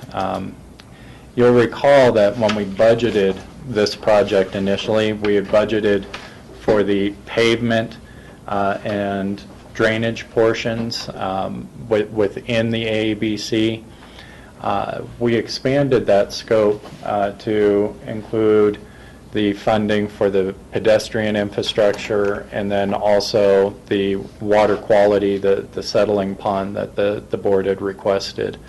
As our bids came in, we needed an additional $800,000 to fully fund that project with the additional scope, plus some construction inflation that we saw in there. And then this is at that time, the board gave direction to bring a budget supplemental forward for that amount. And so this is what's in front of you right now. And GR is here to answer any questions or add anything to what I've said. Okay, as you said, we had a lengthy discussion on this a week ago or so everyone should be up to speed in terms of what this request is for. So unless there's any specific questions, Rachel? Yeah, kind of just to confirm, GR, that when the retention pond is built, we're not putting in an oil separator at this time, but it would be shaped in such a way that we would be able to put some in later if we find the funding and it's deemed worthwhile? Absolutely. Okay, thank you. Michael? Didn't you go to Healthy Rivers and Streams and ask for some money for this, for the retention pond project? That I did. And what was their reaction? I believe the best way to put it, with my initial request of $150,000, was a little bit of sticker shock. And they have agreed to continue the discussion about funding part of the retention pond. However, at the time that I brought it, it was the largest ask from the Healthy Rivers and Streams Board. They have, in my opinion, gone through an effort since that discussion to try to identify how they spend their funds, and I think John might be able to better speak about that. Yeah, so they really were stepping back because they are getting grant requests. They had the cow stomp project in, and they've had the city in, they've had us in. And so they're spending some time now trying to figure out how do they want to allocate their funds between the different portions of the mission that they have to cover. So, how much do they need to keep in case they need to challenge a water right issue in court, or if they want to be building a war chest to purchase water rights in the future, which are very expensive. And then there are the water quality issues, which are along the lines of what we talked about. And so I do not know where they came out on that discussion. That meeting happened last Thursday, I believe, was their first round of really starting to talk about how they want to allocate that funding. We haven't gotten notice back as to when we might be back in front of them to have the discussion about this particular project. We're coming into construction season, though, and this is a large project, and so we wanted the ability to move forward. We're still hopeful, Michael, that we'll get some funding for the water quality portion of this through Healthy Rivers and Streams, and in that case, the revenues would be included in the capital fund. Yeah, I mean, my impression was of the meeting that GR was at, and last Thursday they didn't address it at all. So, Okay. My impression was that they were a little perplexed by GR's approach to them in terms of, the county, one hand of the county is asking the other hand of the county, and so they were a little perplexed by that request because of that. And so I think what we need to do is to somehow communicate that we ourselves have these water quality projects, and we thought it was appropriate, or you did and GR did, to go to Healthy Rivers and Streams, and we might be going to you in the future. So I think it's just a general question of how do we approach Healthy Rivers and Streams. I agree with you, and I actually attended one meeting with GR, and I think they were trying to distinguish between, what is a kind of standard county maintenance or capital project versus what made this something new and different, which it is. This is the first time we've built this kind of infrastructure to enhance water quality, but I think that wasn't well understood, and rightfully they want to be sure that we're not just trying to tap into the Healthy Rivers and Streams funding source for what would be standard maintenance or projects for road and bridge. And so I agree. We need more dialogue, and we need that opportunity. And the fact of the matter is that the county itself, through all its roads, most of those roads are adjacent to waterways. And so we actually have a large impact in terms of our work on the quality of those waterways. Either proximity and what we do with the water that comes off of our roadways and how we treat it and whether we don't treat it and whether we just culvert it directly and what the shape of our ditches are. So we actually have a large impact on water quality within the county. And I think we need to talk about that issue with Healthy Rivers and Streams, because although it doesn't really have much glamour, it's really significant in terms of what the quality of the streams are and what our decisions are on how we maintain our roads, and in the case of the ABC, how those roads are drained. So I think we need to try to make it more clear what that relationship is to Healthy Rivers. Rachel and Steve? Yeah, Michael, I'm very much in agreement with you about the significance and issues related to runoff from roads and stormwater and so on. But I really think that there needs to be a board discussion before we could truly approach Healthy Rivers and Stream with one voice. I'm personally really concerned about not wanting to see the Healthy Rivers and Stream become a new adjunct road and fund, and that there's a point at which the appropriate planning for roads and the infrastructure of the county should include the water issues without having to say, well, this is segregated, and if the Healthy Rivers and Stream Fund doesn't fund it, we're not going to do it, as opposed to this is our obligation to water quality that comes from roads, and this should be designed as part of the roads project. So I think there's a real fine line and a lot of policy discussion to be had. I could see practically the whole annual appropriation of Healthy Rivers and Streams going towards, better systems along all of our roads if you take it to that, end, more extreme end. So, I'm in a yes, but situation where I just want to make sure, it's kind of like the question you've raised before, of whether Corps should be granting to government entities to make sure their buildings are more energy efficient, or should government entities be designing energy efficient buildings to begin with, whether or not they get a Corps grant. So That was the same struggle that the Healthy Rivers had. I mean, Yeah. and so I think, that we need to have that dialogue and talk about it and see what we can do, and talk to Road and Bridge and see what kind of construction techniques and drainage techniques are available to us to improve those, and whether it's our responsibility or whether we should go to Healthy Rivers for a contribution. I'm not talking about wiping out their budget, but all I'm suggesting is we need that dialogue. yeah, and I agree. I think we need it at a board level as well, so we can speak with one voice. Steve? Yeah. I would agree with all that sentiment too, that we should meet with them and talk about the bigger issues. As I recall, the Healthy Rivers and Streams Fund funded part of the City of Aspen ponds down by the John Denver Sanctuary, and I would think this is a similar project, maybe not as sexy looking as all the rocks and everything in the John Denver Sanctuary, but it's a similar project for settling out sediment before going back in the river. So I think it would be entirely appropriate for the Healthy Rivers and Streams to put some funding in there, at least to the extent, maybe, I can't remember what they put into the Aspen project. I think it was $25,000 or something like that, but I think some level of contribution would be appropriate, even though it is a county public works project that they're contributing to. All right, so we'll continue that. That's off on a tangent there, but I think we'll have the opportunity to reapply for a grant, perhaps more of a reasonable amount with a better understanding of how these dollars will be used. I think there was a misunderstanding there as well, some confusion. So with that, is everyone comfortable with this supplemental request?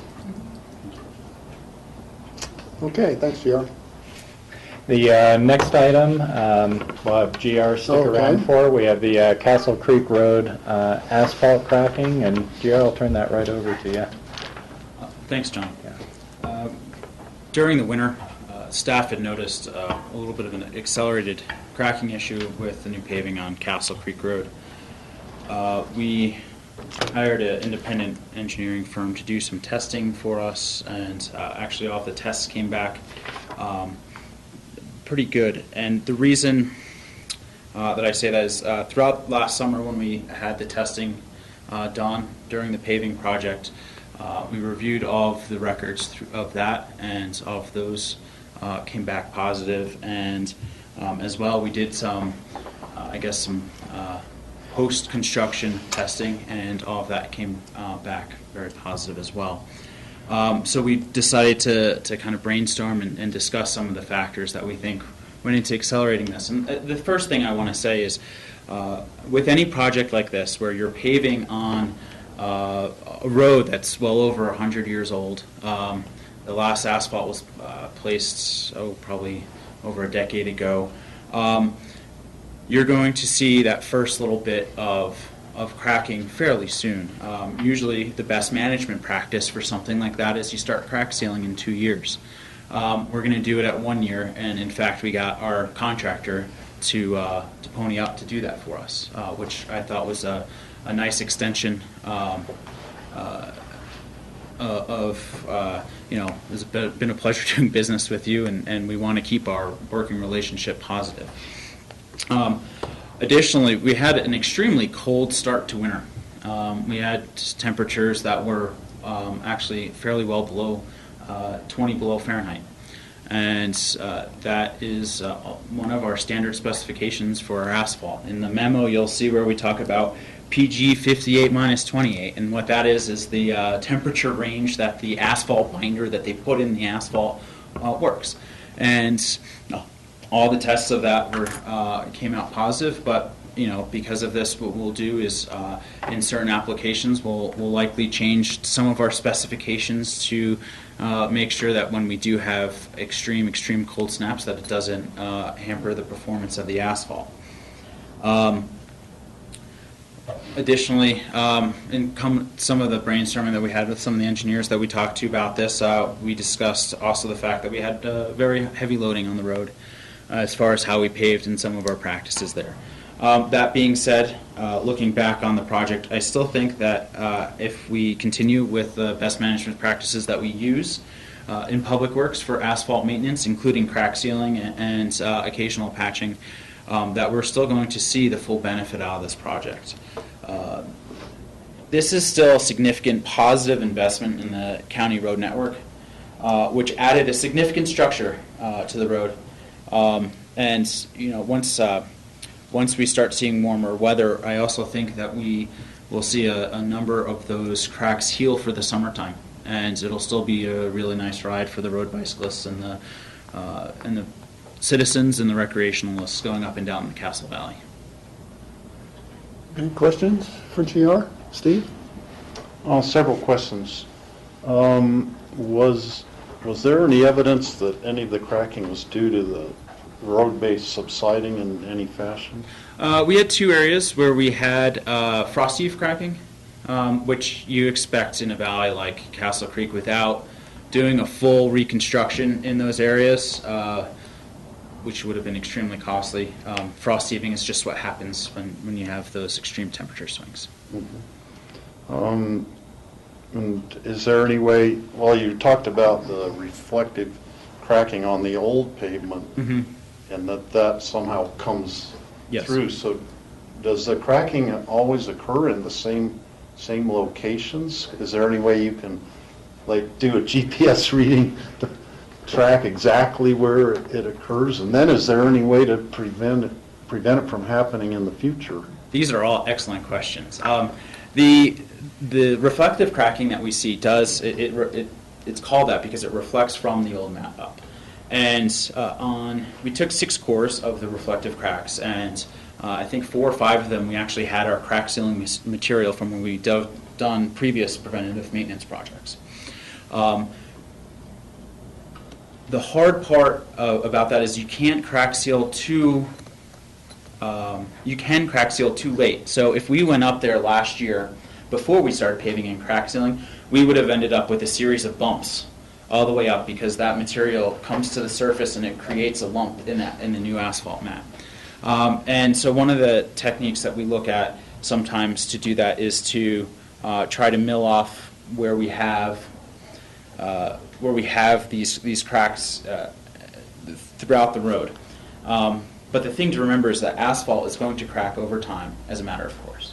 And so it's trying to balance that investment into grinding out hundreds of cracks over a 12-mile stretch of road versus just knowing that they're going to materialize, and as long as you treat them correctly,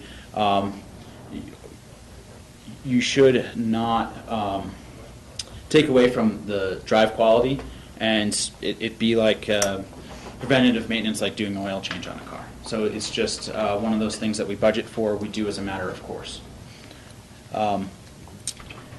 The other issue with going in and grinding out a lot of the cracks sometimes can be that you now introduce more seams. So instead of having one crack, you milled out that crack, you replaced it with material, and now you have 2 seams that have potential for reflective cracking in the future. And so that's another thing that we weigh when we look at these projects. Okay. I hopefully answered your question. So then when yeah, that's good. Thank you.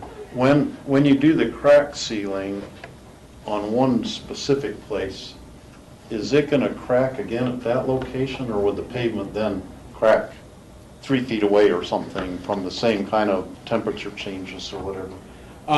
Well, with all the testing that we did, we should not see more cracking because of temperature fluctuation.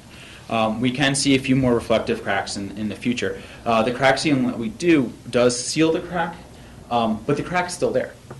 And that also gives a little bit more elasticity to the mat in general, and that's what that, those black streaks across the road that you see, as long as they're done right, they drive smooth, and they also allow more contraction and expansion of that asphalt mat. Okay. So the crack sealing actually might prevent further cracks from happening at this point. Yes, and asphalt and water don't get along that well.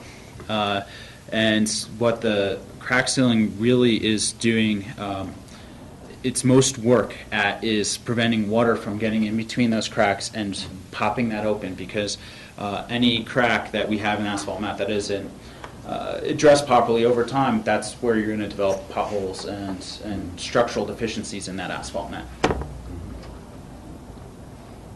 Okay. Michael? Joe, what's the traffic counts up there? How heavily used is that road?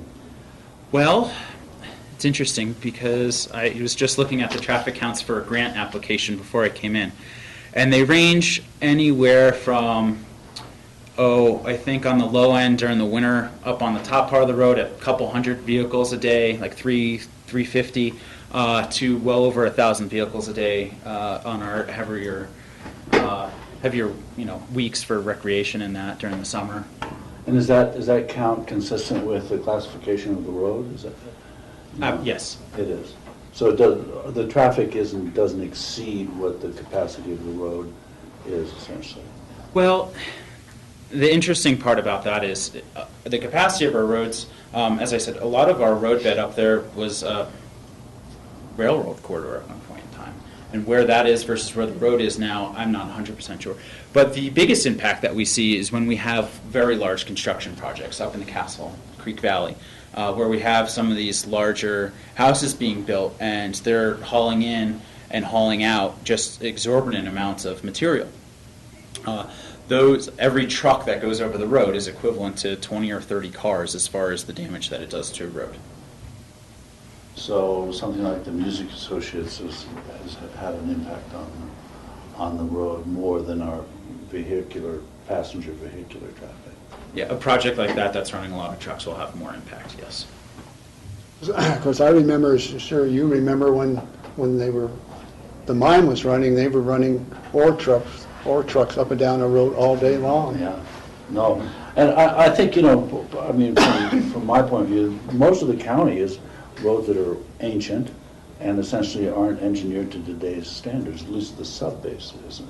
So it'd be typical to get cracking, insufficient bed to hold the asphalt, actually. So, and at least on the Woody Creek Road, you can count on cracks. It almost looks as if somebody took a tape measure and did it every 12 feet, all the way up the road. Mm-hmm. It's extraordinary. I guess it's a condition of the expansion and contraction and some coefficient in there that makes sure that it's that kind of spacing.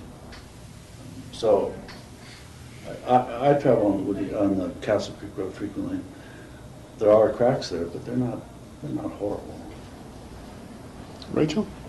Well, I think it's appropriate that the investigation work was done to assure that this was not a contractor or fault of the batch mix or anything like that, and that doesn't seem to be the case. It's more the case of old road beds and mountain conditions. So I don't think there's any action required, just kind of accepting this, and I'd just like to make sure you guys are not necessarily on site, but really thoroughly checking as they do the crack sealing, because we will be depending on that for a long time, and go forward this summer. One last note, and another positive to kind of come out of this process is in the Valley, we've been trying to come up with unified asphalt specifications for most of my tenure at the county. And on Thursday, we're actually all going to have a lot of the agencies sit down and talk about these types of issues that we've had and see, in our valley we go from 5,000 something feet up to paved roads, up to pass that go over 12,000 feet. And so to try to address that type of extreme and try to break those out into regions is something that we look forward to doing and working on with our future projects. So. Yes. Yeah, I have a fairly brief tangential item for you while you're here, if that's okay. On the 17th of May, there's going to be a larger meeting between Colorado Counties, Inc. and Colorado Municipal League on potential transportation funding proposals that are coming from the Front Range. And what I think is of particular interest to Public Works here is that they're suggesting that should there be new revenue, the share-back formula to counties and municipalities should change from what is currently our population and lane miles formula to just population-based only. I think that would be very detrimental to Western Colorado as opposed to the Front Range.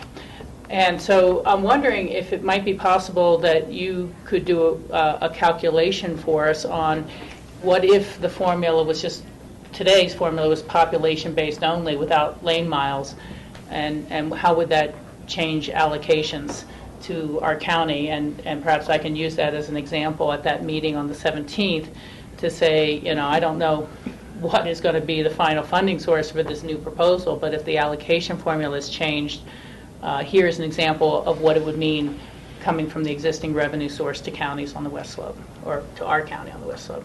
So I think that would just be very helpful information for me. Okay. Good. Thanks, Giara. Thank you. Okay, our next item, Charlotte is actually out of the office, so Phyllis is going to fill in for, but we've conducted a number of citizen board interviews, and we have those documented in the memo, and looking for guidance as to whether we should be preparing a resolution for appointment. Board? Want to take them one at a time, or you want Yeah, sure. So we've to got start with the Open Space and Trails Open Board? Space and Trails Board. I'm in favor of renewing Hawk Greenway's seat. Myself as well. He's done a great job. Michael? Yeah, the problem I have, I think, is that the open space, and we need to impose term limits on open space and trails. I think Hawk's been on for 18 years. That's too long of a term. And although he does a splendid job, I just think we need to consider that.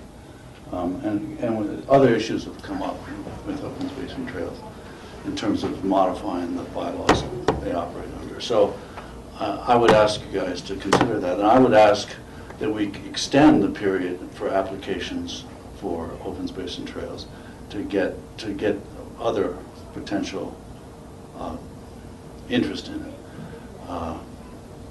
Because who do we have a choice between right now? Janae Kirk and Hawk Greenway. I don't think that's enough of a choice. And I would actually like to extend the period for another month or so. And that's how I've... So there's actually two issues you present. Yeah. One is a term limitations, and the other is just see if there's any other interesting term candidates. limitations is just a topic I think we should examine. Yeah. But the issue in front of us now is I would like to extend the period for applications at least another month to see if there's any interest whatsoever. How long were we advertising for this position, for this spot, do we know? I don't, I believe, is it End of February? end of February we were putting these out, so So it was about March. 2 months. Yeah. Rachel?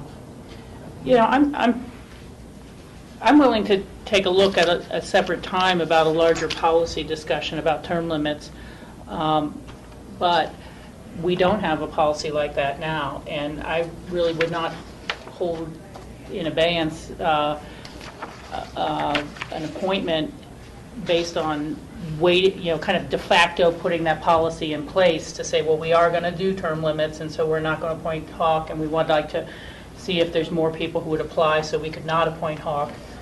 I mean, that's kind of how it feels to me. And we don't have a term limit policy, and so, I think this is someone who's served well and dedicated an awful lot of time, and I'm not going to put a policy in place behind the scenes without a larger discussion about it. I think it would carry over to a lot of our boards, and we've had some members on our planning and zoning who have contributed and participated for a long time, and I'm not sure whether I'm a fan of term limits or not. I've seen some pros and cons, whether it's at the State House or on other agencies. It's up to our board to continue someone's appointment or not, to decide that they have served well and we'd like to keep them, as opposed to we've set an arbitrary rule, and so whether we end up with a better candidate or a worse candidate, we're doing it because of some rule, which is not in effect now. And so I would still move forward with this renewal. Michael? Yeah, I'm not suggesting we don't. This is not an effort not to appoint Hawk. Let me be clear about that. This is an effort to get more applicants to apply for a very important position, and more applicants that have a larger, so we have a larger breadth of citizen experience between Janae Kirk and Hawk. I just don't think that that's a particularly, that's not a choice I want to make. I'd like to have 3 candidates, 4 candidates, 5 candidates. This is an important position, and they occupy, in terms of county budget, a very significant part of the county budget overall. So this is not an effort to not appoint Hawk and not create de facto policy. This is just an effort to get a broader range of citizens to apply. And if we can't do it within a month, then I'm fine with that. But all I'm asking is for another month to put out more notices and just leave it at that. And if the month doesn't work and we're any more fruitful than the past 3 months, fine. But that's all I'm asking. Rachel, Steve, let's have other board members weigh in on this too. So. Okay, well, I just would say briefly, we've advertised kind of our standard period of time, if not a little longer, and given all the different public outreach programs that we have had over for the Rio Grande Trail issue, for the hunter smuggler issue, for any number of issues, I think there's been a lot of public involvement, and then the advertisement for this position, so that if others had really wanted to step up, from their involvement with any of the other planning efforts, they'd know that this was the opportunity. In some ways, we have to bear in mind all these appointments are limited geographically to districts, and so there may be a lot of great candidates who just don't live in that district for this seat. So I just I personally have a hard time, and I'm sure we all do, with when we have a lot of applicants saying no to 4 out of 5 and saying thanks for your time and please go home. And that is almost a little more biased when it is a renewal candidate that they may be going against, because you have a proven track record, and and in one way it's an opening, but it's also an opening with a potential renewal of a current seat. And so, I don't want to lead a lot of people into disappointment by advertising further and then saying, but at the end of the day, I'd like to appoint Hawk. And there is that potential happening. So I would like to move forward with Hawk's reappointment. Steve? I would agree with Michael in terms of having a discussion about term limits. And maybe we'd want to even look at all the citizens boards and just see how they match up. I know on the Senior Services Council, they can only serve a limited number of years, and then they're automatically off. And then after 1 year, they can reapply to be on it again. But that's just the system they have that they're used to. I don't think 1 more month, unless we actively think who lives in that district and go be asking people, would you be interested? I think just publicizing it in the paper is not going to get anybody else applying who hasn't already. And then comparing Hawk and Juné, it's obvious Hawk has a huge amount of experience on open space and trails things.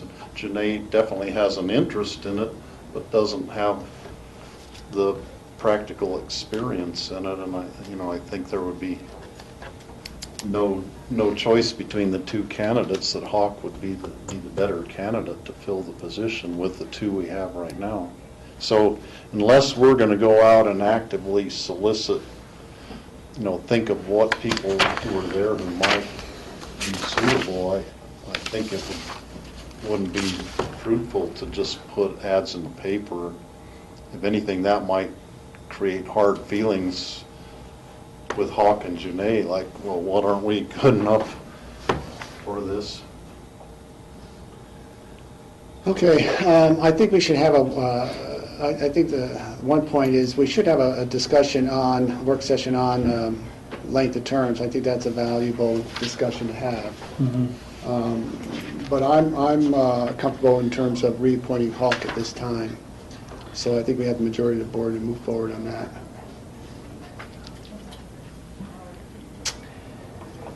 All right. No, we have some more appointments. Oh, I'm sorry, you've got more. So we've got, again, we've got renewals applicants for the P&Z. We've got Merita Mallory and Michelle Thurbold. I'd like to reappoint both of those. I'll second that. Any other comments or thumbs up? Okay. So we'll do that. And then we also had interview Christian Smith for the Translator Advisory Board, and we had scheduled another interview today, but are there more than one seat open?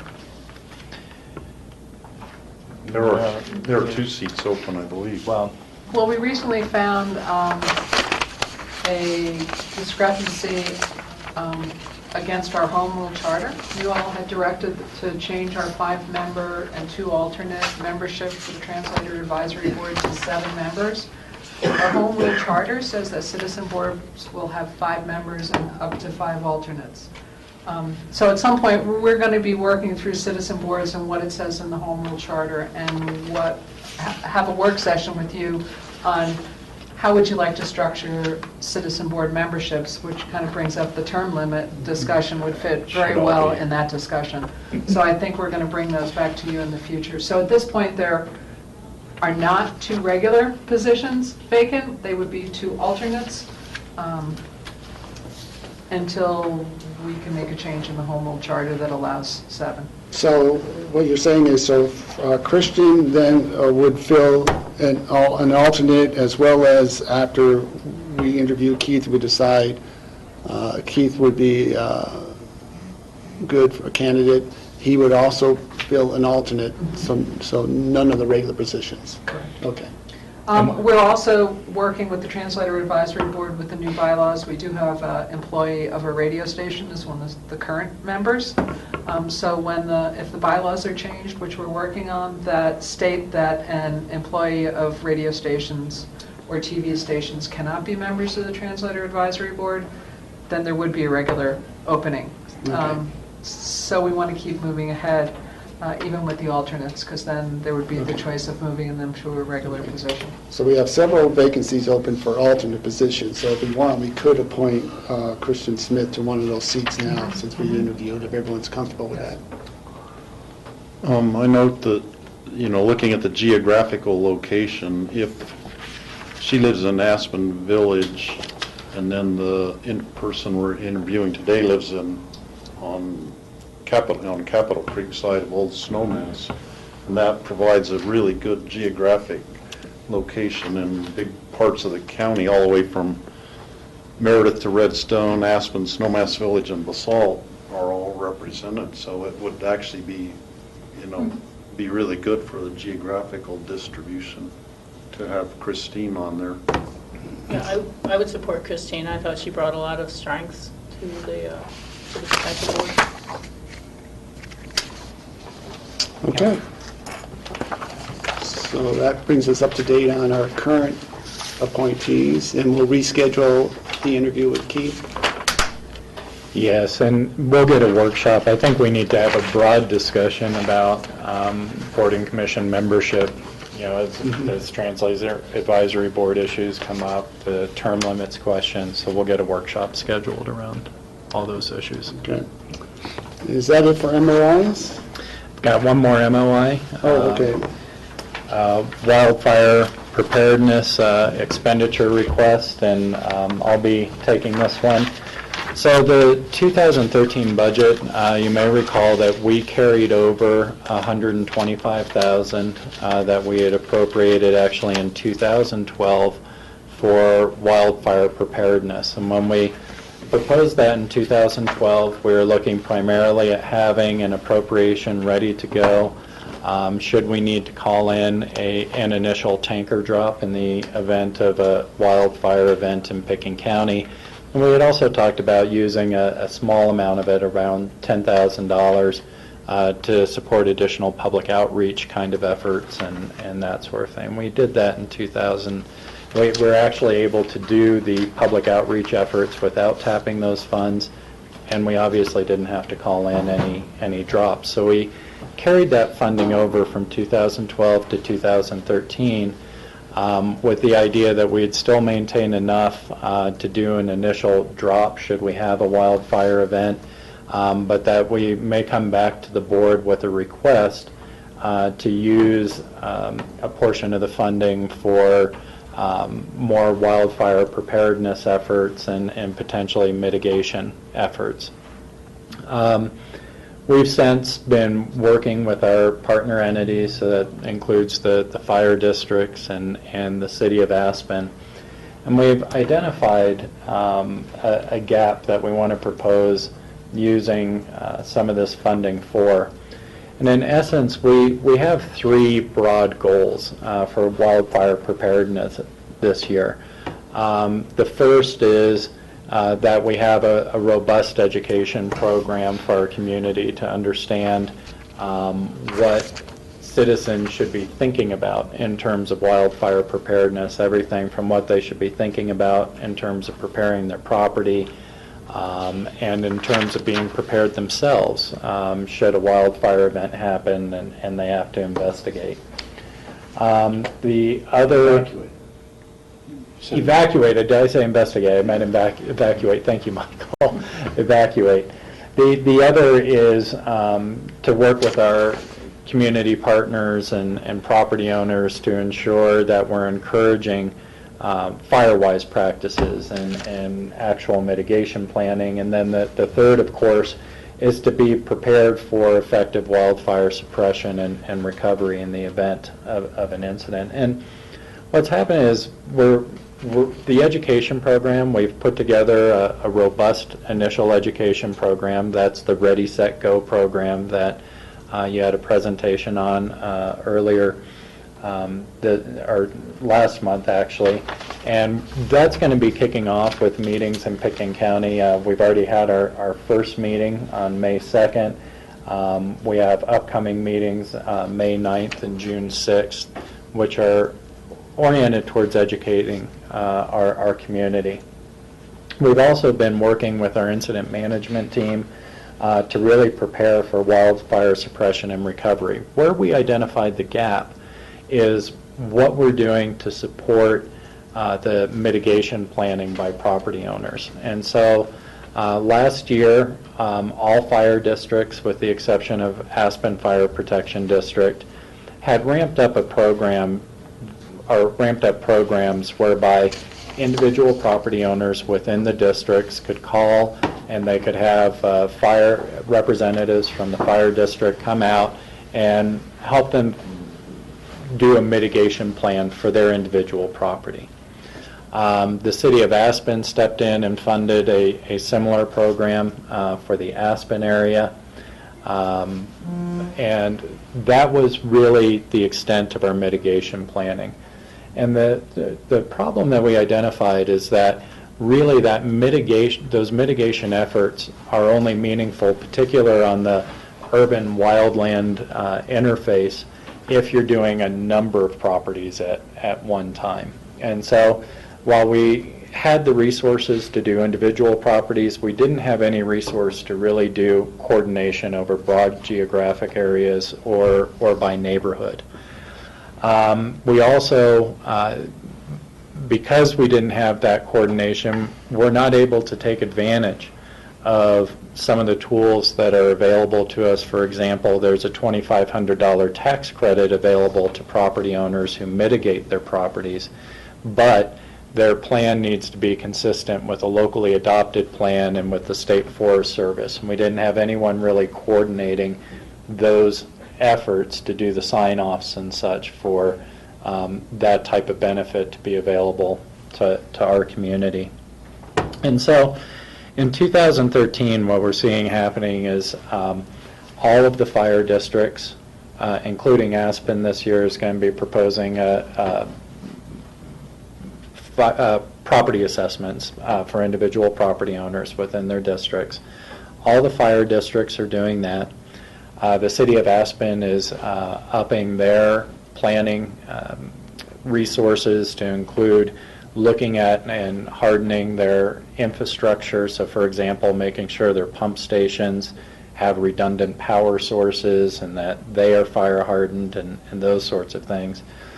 What we didn't have was anyone that was coordinating by broad geographic area or neighborhood again. And so what we're proposing is a temporary 3-month program where the county, since we are the one entity that does encompass a broad geographic area and multiple urban wildland interfaces, we're proposing using $25,000 of that $125,000 that was carried over to bring on a coordinator for a 3-month period who would organize those planning efforts by neighborhood or geographic area as identified as critical areas needing mitigation with our fire districts.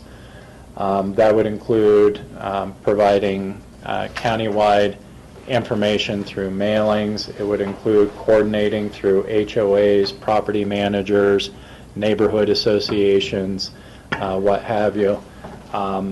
Educational, as well as trying to coordinate broad efforts to do property assessments, not by individual properties, but by a broad area, so that we could, say, for example, if we were to look at Red Mountain, look at the base of Red Mountain, develop a mitigation plan that would make sense for that whole area, but drill down to the individual property owners so that they have an approved plan that's consistent with the State Forest Service, consistent with our land use codes, but also is within the framework of mitigating a large geographic area that we think would be at some danger of wildfire risk, so that one, those property owners could take advantage of some of the tax incentives that are out there. Two, we could start to develop a GIS map layer of where those mitigation strategies have been identified and where they have actually been adopted. And two, start to coordinate the resources that the fire districts are already bringing to the table to do that planning into a more meaningful, comprehensive effort in the community. So we've been working with our fire districts. I know Tom Grady was unable to be here today. He had a health issue and wasn't able to come speak to this. But our proposal is to use up to $25,000 to bring that coordination resource to the table. And hopefully more effectively work with the efforts that are already ongoing in the community. Steve? I was thinking about the neighborhoods. There are some really dangerous neighborhoods that I personally wouldn't live in, where it's a one-way road into a subdivision on a hill with lots of oak brush. Mm-hmm.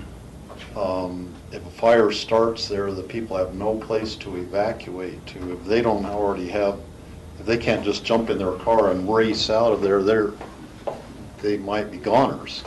And you mentioned Red Mountain is Starwood, Gateway Mesa, the upper end of Sinclair Road and Snowmass Village are kind of, they're dead-end places that are they tend to be south-facing subdivisions.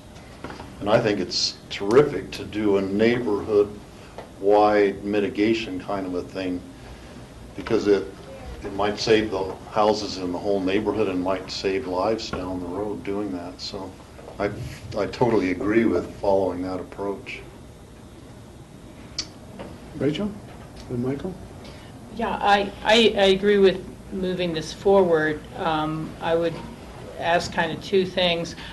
One is that our coordinator really work with the municipalities so that it doesn't become, oh, the county has a coordinator, we can drop this off our plate, because a lot of these neighborhoods are within municipal jurisdictions, like Sinclair Road is Snowmass, and to make sure that our partners met with other partners fully.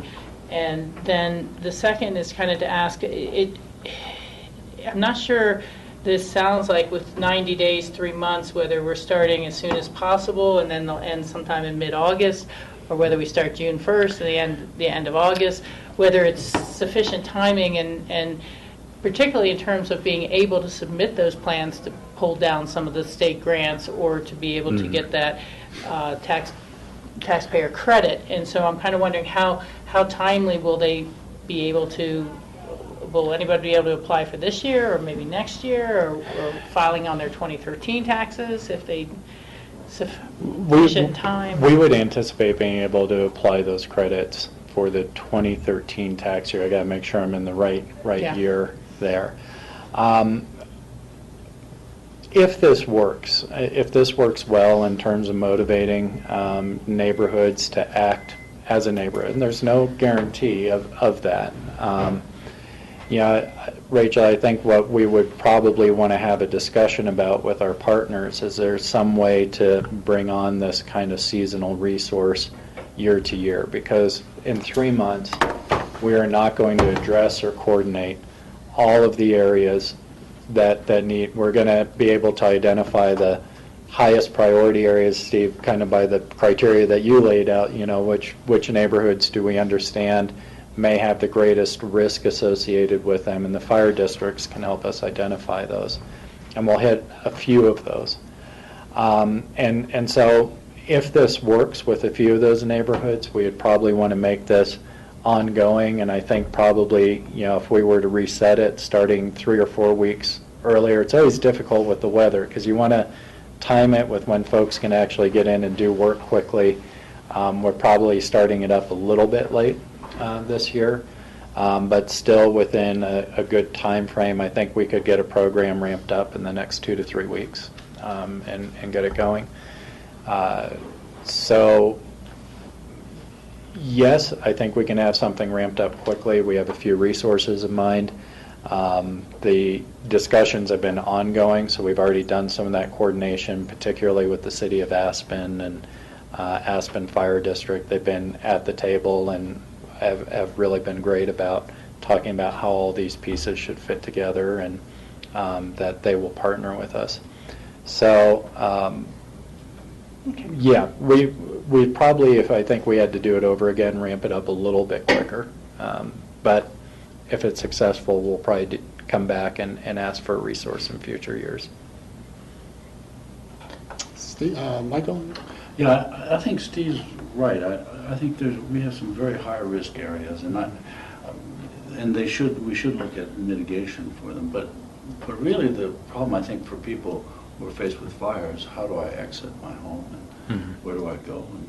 And many of these places, one car across the road is going to prevent everybody from exiting.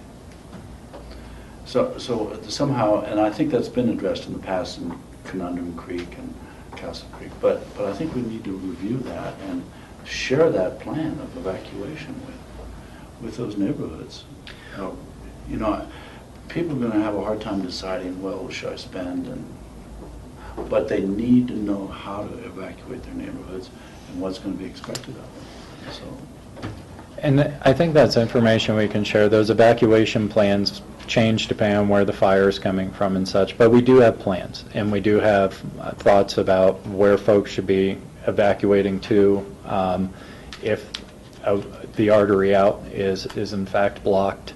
Where's the safe waiting places and those sorts of things. So that's absolutely information that we can pull out and make available to the neighborhoods. yeah, I mean, the fact of the matter is it might be blocked by incoming fire equipment.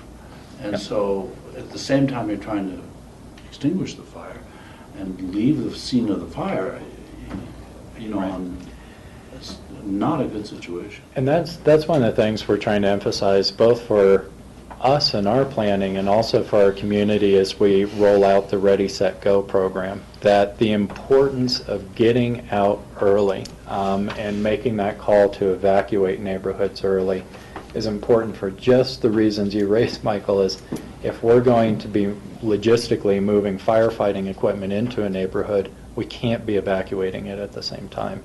And so those evacuation orders are likely to come early, and we need our community to partner with us to respond quickly. Rob?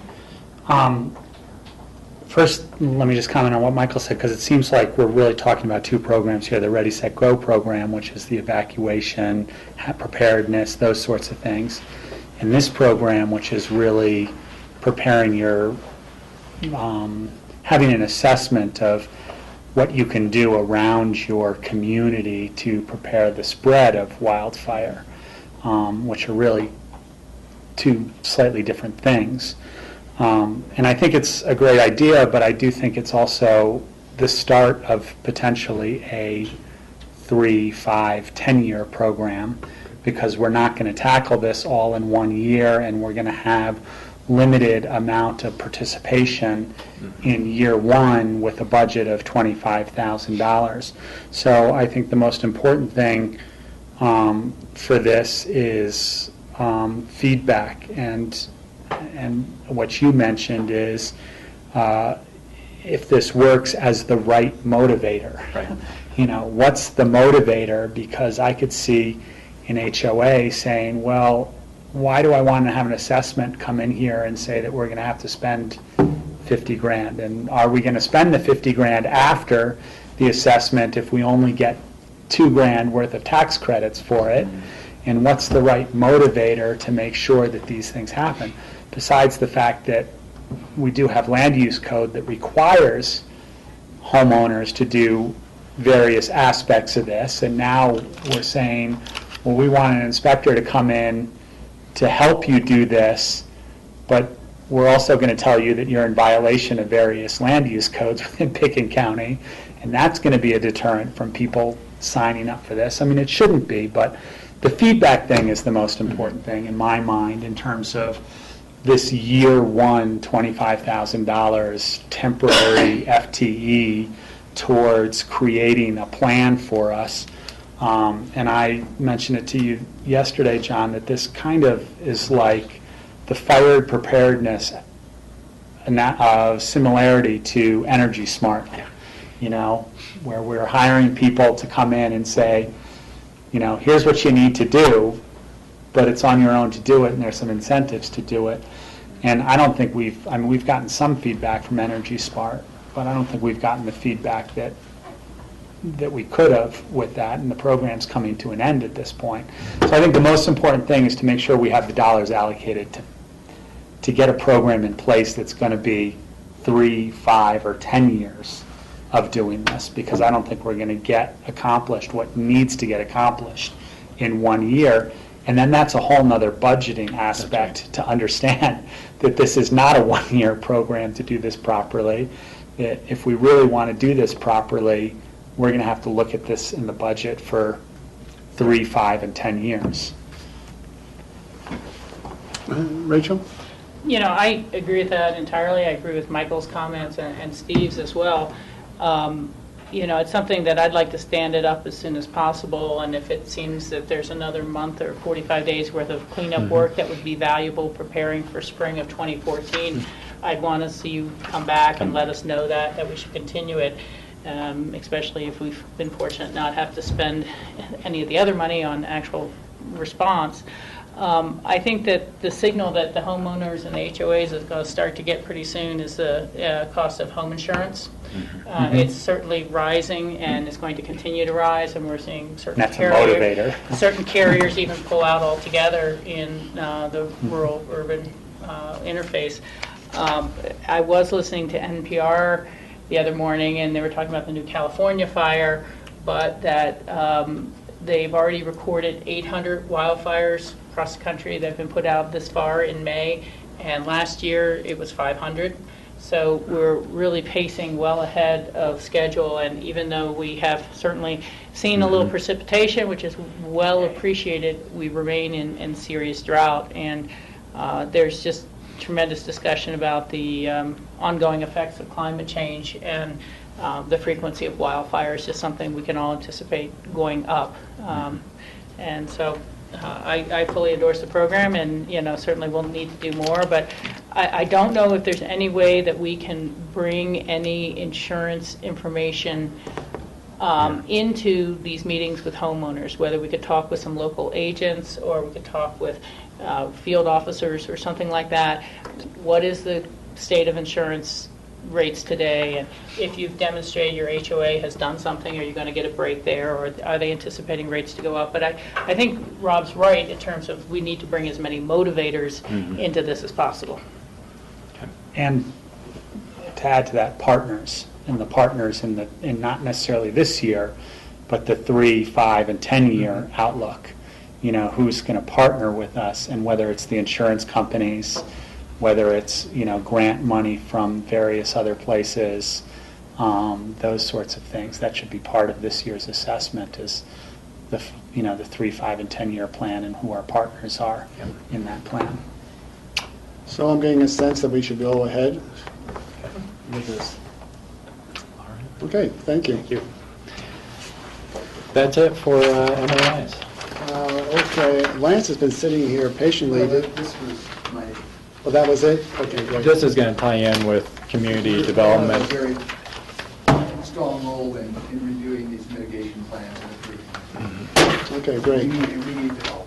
Yeah. All right, so if we're done with that, why don't we break for lunch, and we'll be back here at 1 o'clock? 1 o'clock, our interview is not happening, but we do have some cake for you all, and we'd like you to be back at 1. And we'll just move ahead with the rest of the agenda. Yeah. Great, all right, thank you. Thanks, grassroots. Lunch break. Just what you wanted.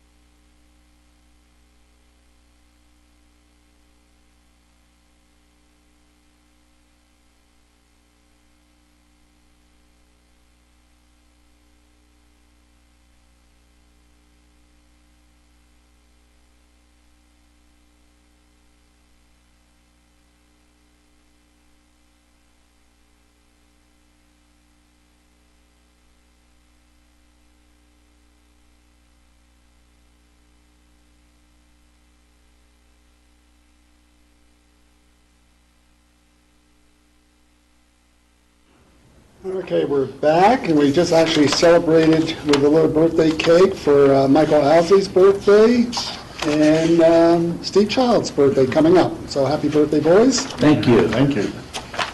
And we're going to go on to, let's see, future agendas.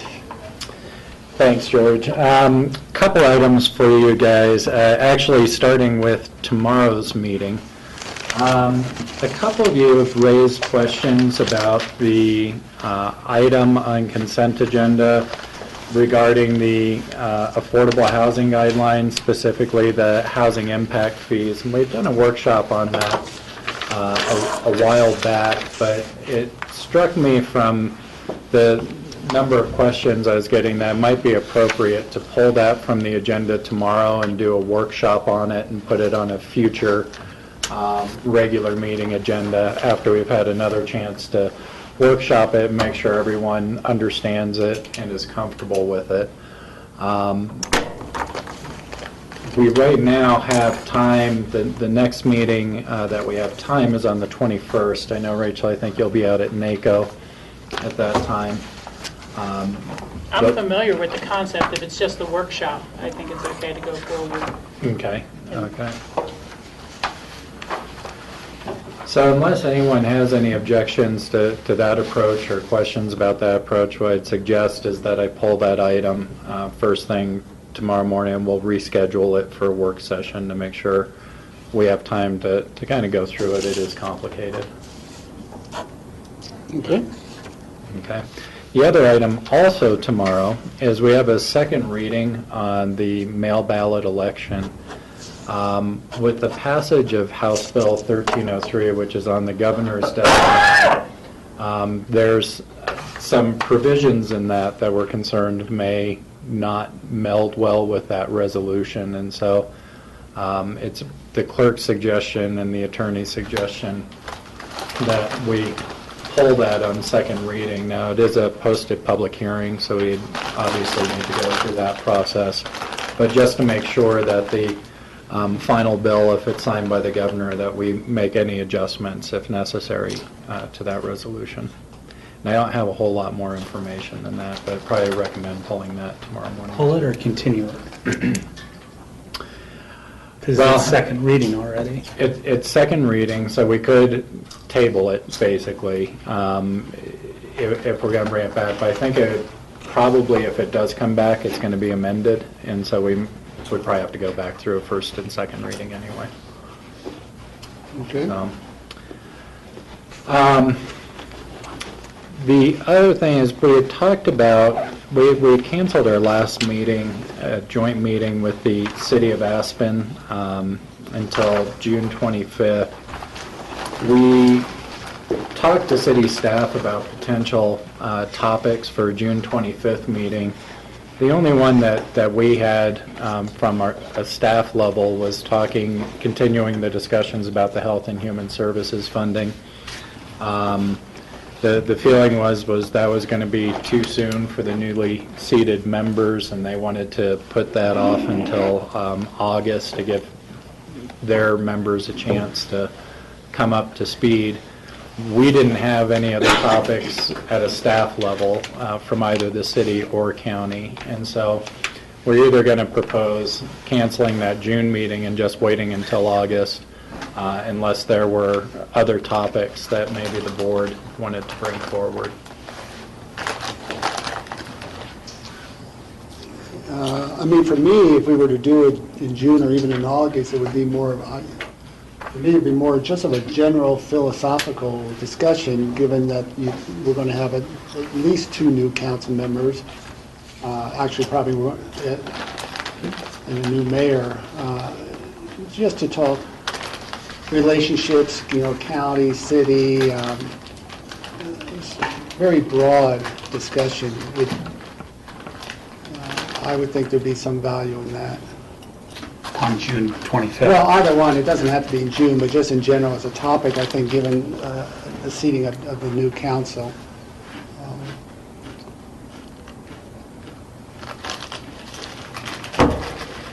I think that there's a lot of time to kind of think about it before we cancel it on June 25th. And if there is a new council, I think there's going to be it's worthwhile, even if it's a half-hour Just keep it. meeting. Rachel? You know, I tend to agree with Rob and others because, and I would particularly like to talk about the Health and Human Service, even if it's just a presentation from the county side to the new members of what we currently spend out of our general fund on human services and that whole confusion between human service nonprofits and the state and federally mandated human service programs, because we won't meet again. I mean, if we put it off to August, all of our grant applications are going to have gone out. We don't know if the cities will have gone out or not gone out.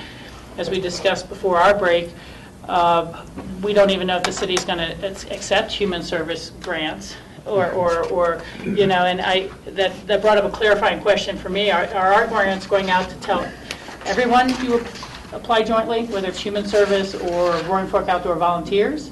Or were we just telling human service organizations you need to apply separately? Because, you know, that was unclear as to which ones are joint reviews and which ones aren't from the past to our fund. But putting that aside, again, I think it'd be important that even if we just present our side and they just listen and they don't need to comment back and forth, but I'd hate to go until August and have had the new members kind of, quote, only hear the city side of that issue that we've all heard before and not have anything in their back pocket or the back of their minds to ask or question, well, how come the county sees it so differently? And so I think there's a lot of value with going forward. And as Rob said, it's pretty early to say if there will or won't be additional topics yet. Michael? Yeah, I mean, I understand your concern, Rachel, but I don't want to hit them with, you know, I mean, I'd rather just get to know who the hell they are and see how they're reorganizing themselves. I don't want to hit them with a ton of health and human services stuff from our point of view. I mean, that's essentially their responsibility. If they don't want to take that responsibility, that's the way it goes. We can talk about it later when they're a more mature board, but if we talk about it now, I just don't think it's appropriate now.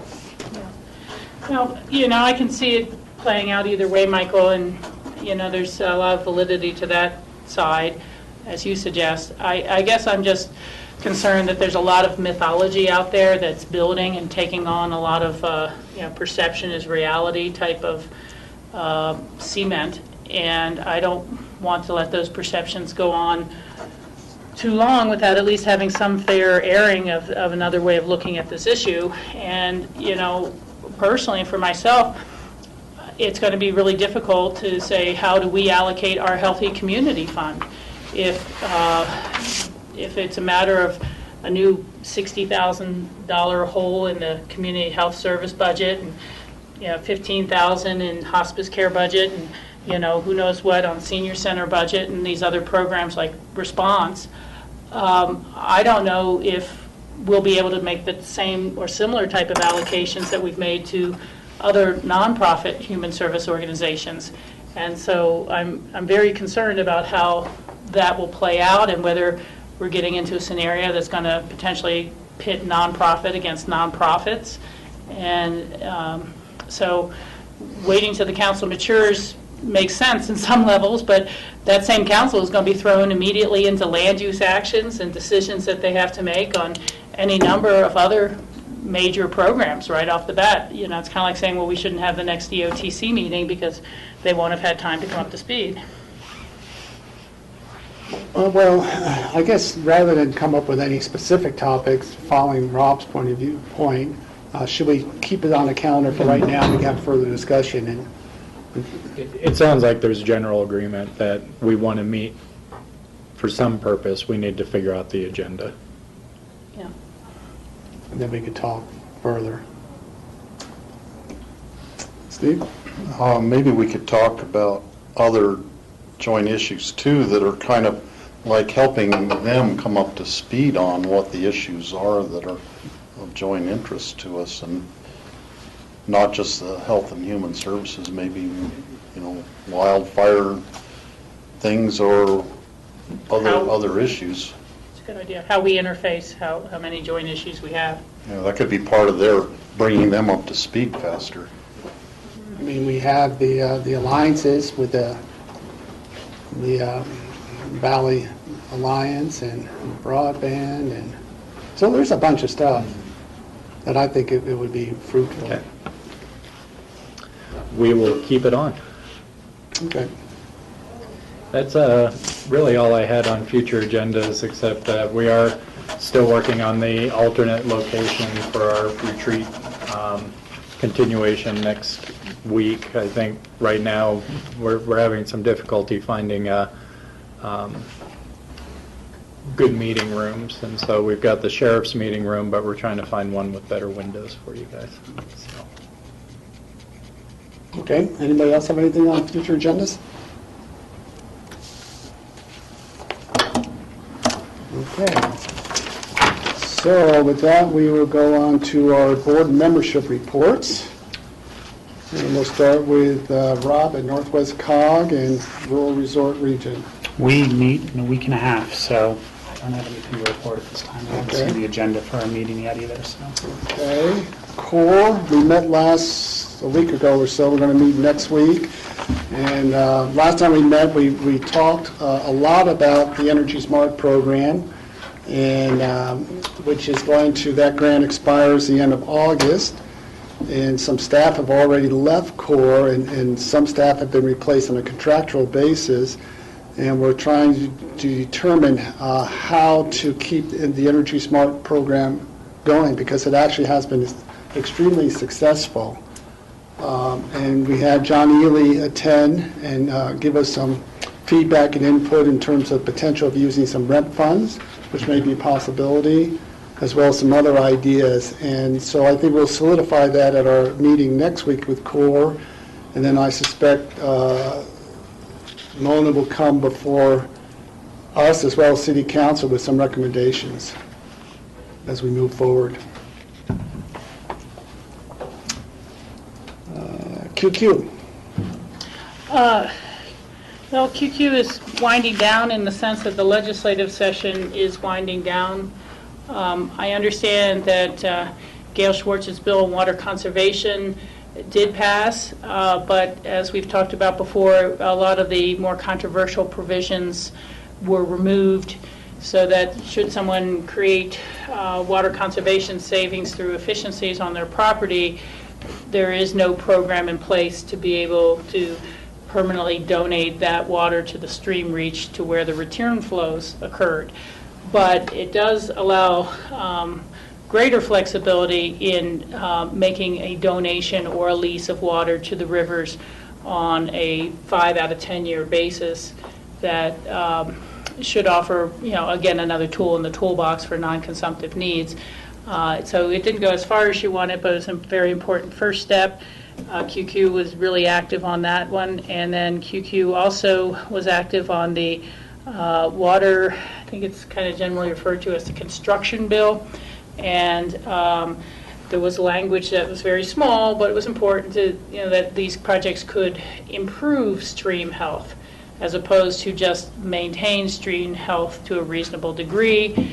And the improved stream health was written out at the House, but that was written back in during the final. And so those two were both really pretty good successes for water issues. And we'll have probably a July meeting, but that hasn't been scheduled yet. I haven't met since then. Good. CCI, Steve? Well, we've had a couple of different meetings. One where the 8 different committees met. I went to the meeting, and then a more recent one, Rachel was there, which was just Health and Human Services, and I listened in on the phone from that. There's still a lot of unresolved things in the legislature, which tomorrow is their last day, and they're going right down to the wire on like the marijuana stuff is all in danger of falling apart at this point in time. Different ones that are really of interest to us one was the Voter Access and Modernized Elections Act. which some of the counties were really kind of opposed to that, and others are really in favor of it. And actually, most of the state, the 3/4 of the people in the state are already doing mail-in ballots. And the counties are saving a huge amount of money by doing mail-in ballots. And that bill has not yet been decided as far as I know right now.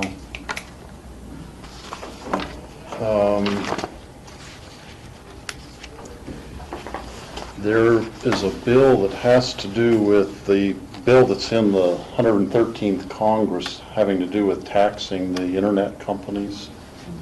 So they pay sales tax to the state and local jurisdictions. And there's a bill that has a provision where a home rule charter government would need to pass an ordinance in order to get the sales tax. So if that thing does pass Congress, and if this bill passes in the State House, I think we might have to take steps to actually collect sales tax from that.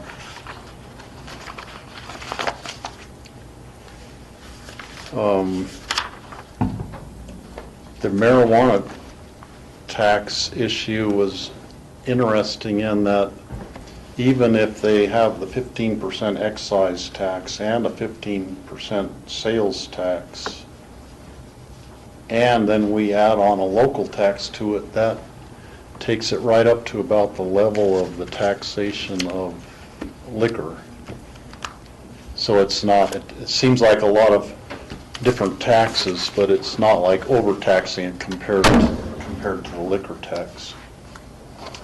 I spoke strongly in favor of a bill that Gail Schwartz is a sponsor of for renewable energy standards, which would increase the percentage that the local REAs would have to put into renewables from 10 to 25%, and brings in methane generation as a renewable, calling that a renewable electricity source. But that was voted down in CCI. They voted to oppose it. A lot of the counties are concerned that it's going to cost them more. If their REA is required to, do renewable energy, they think it's going to cost them more. And, they don't realize how like Holy Cross is paying people money to put in these things because it saves everybody more money in the long run. But they just haven't gotten there yet, understanding that. There was a new bill having to do with requesting judicial review on local government land use decisions. And that was opposed unanimously by CCI. It could have been a nightmare for, if we make a land use decision and then the judge has to review our decision. So that was killed. And I don't know where, the bill, I don't think it's going to have a chance to pass, but you never know how those things will go. Let's see, I brought up that they hadn't been looking at Gail Schwartz's industrial hemp bill, but I brought it up on the table, and CCI voted to support that bill. And I don't know where it stands in the legislature right now. We might not ever grow hemp here in Pickens County, but there are other related industries that use hemp products to make products that we might have here in the county. So I think that would affect us. Let's see, I missed my note on the one, but that bill having to do with the having the state look at the issues. I can't remember. I better find that out. Coordinated response to federal land decisions. Oh, I that we think that didn't one like. died. It died. It was PI'd. So Yeah. I just wanted to pass that on. It was a horrible bill that seemed to have some chance at surviving. I think we'll see it come back again. It might come back next year. There is a webinar on May 22nd at 12 o'clock, legislative session overview that is being put on through CCI. So if anybody's interested in that, I'm planning on listening in on it and try to follow up on some of these other bills. And the only other thing is for the summer meeting that's coming up in June, they're asking about counties to bring baskets for a giveaway with local products in them. And have you done that before? Send baskets of Yep. something with little For the toy raffle. mastodon things or something in it. We usually put those together, so we'll have a basket put together. Okay, and it could be a really fun thing to put together, so thought I would mention that. Okay, thanks. George, if yes. I could add on to that. There will be the meeting I mentioned earlier on May 17th, Friday, from 10 a.m. to 2 p.m. at the Colorado Municipal League's offices, the Transportation Working Group meeting. And so it's a joint meeting for the first time with Colorado Municipal Leagues, Colorado Counties, Inc., to talk about this kind of rough draft transportation bill and funding plan.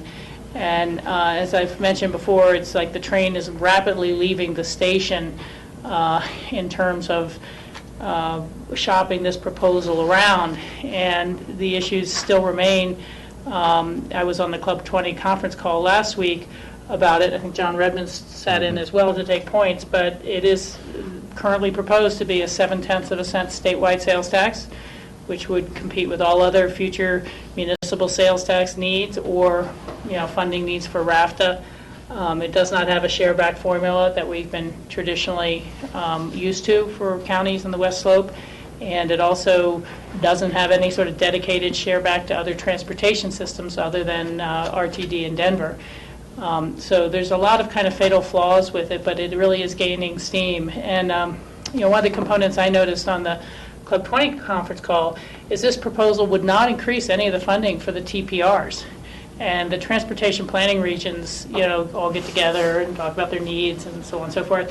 And they used to work with allocating somewhere around $12 million, $15 million, $9 million annual appropriation to try to, figure out the sequencing of the local needs in a region. And now they're down to maybe $3 million. And you kind of have to ask, what's the point of pulling all these people and all these engineers together when you're only allocating $3 million for a year? And so to see the TPRs adequately funded would be an important component, I think, of a successful transportation plan. So I am planning on attending that one. That conflicts with the Child Welfare Allocation Committee meeting, which I think Steve and John are going to go to. And there is a lot of kind of behind-the-scene maneuvering about who got on the Child Welfare Allocation Committee when seats were open, and has it been one-sided. And I think the counties that may be getting overmatched right now and would get underfunded are very concerned and may not support it. And then the counties that have traditionally depended on closeouts from other people not using their full allotment might be in greater jeopardy because it's kind of tightening down what everyone does and doesn't get.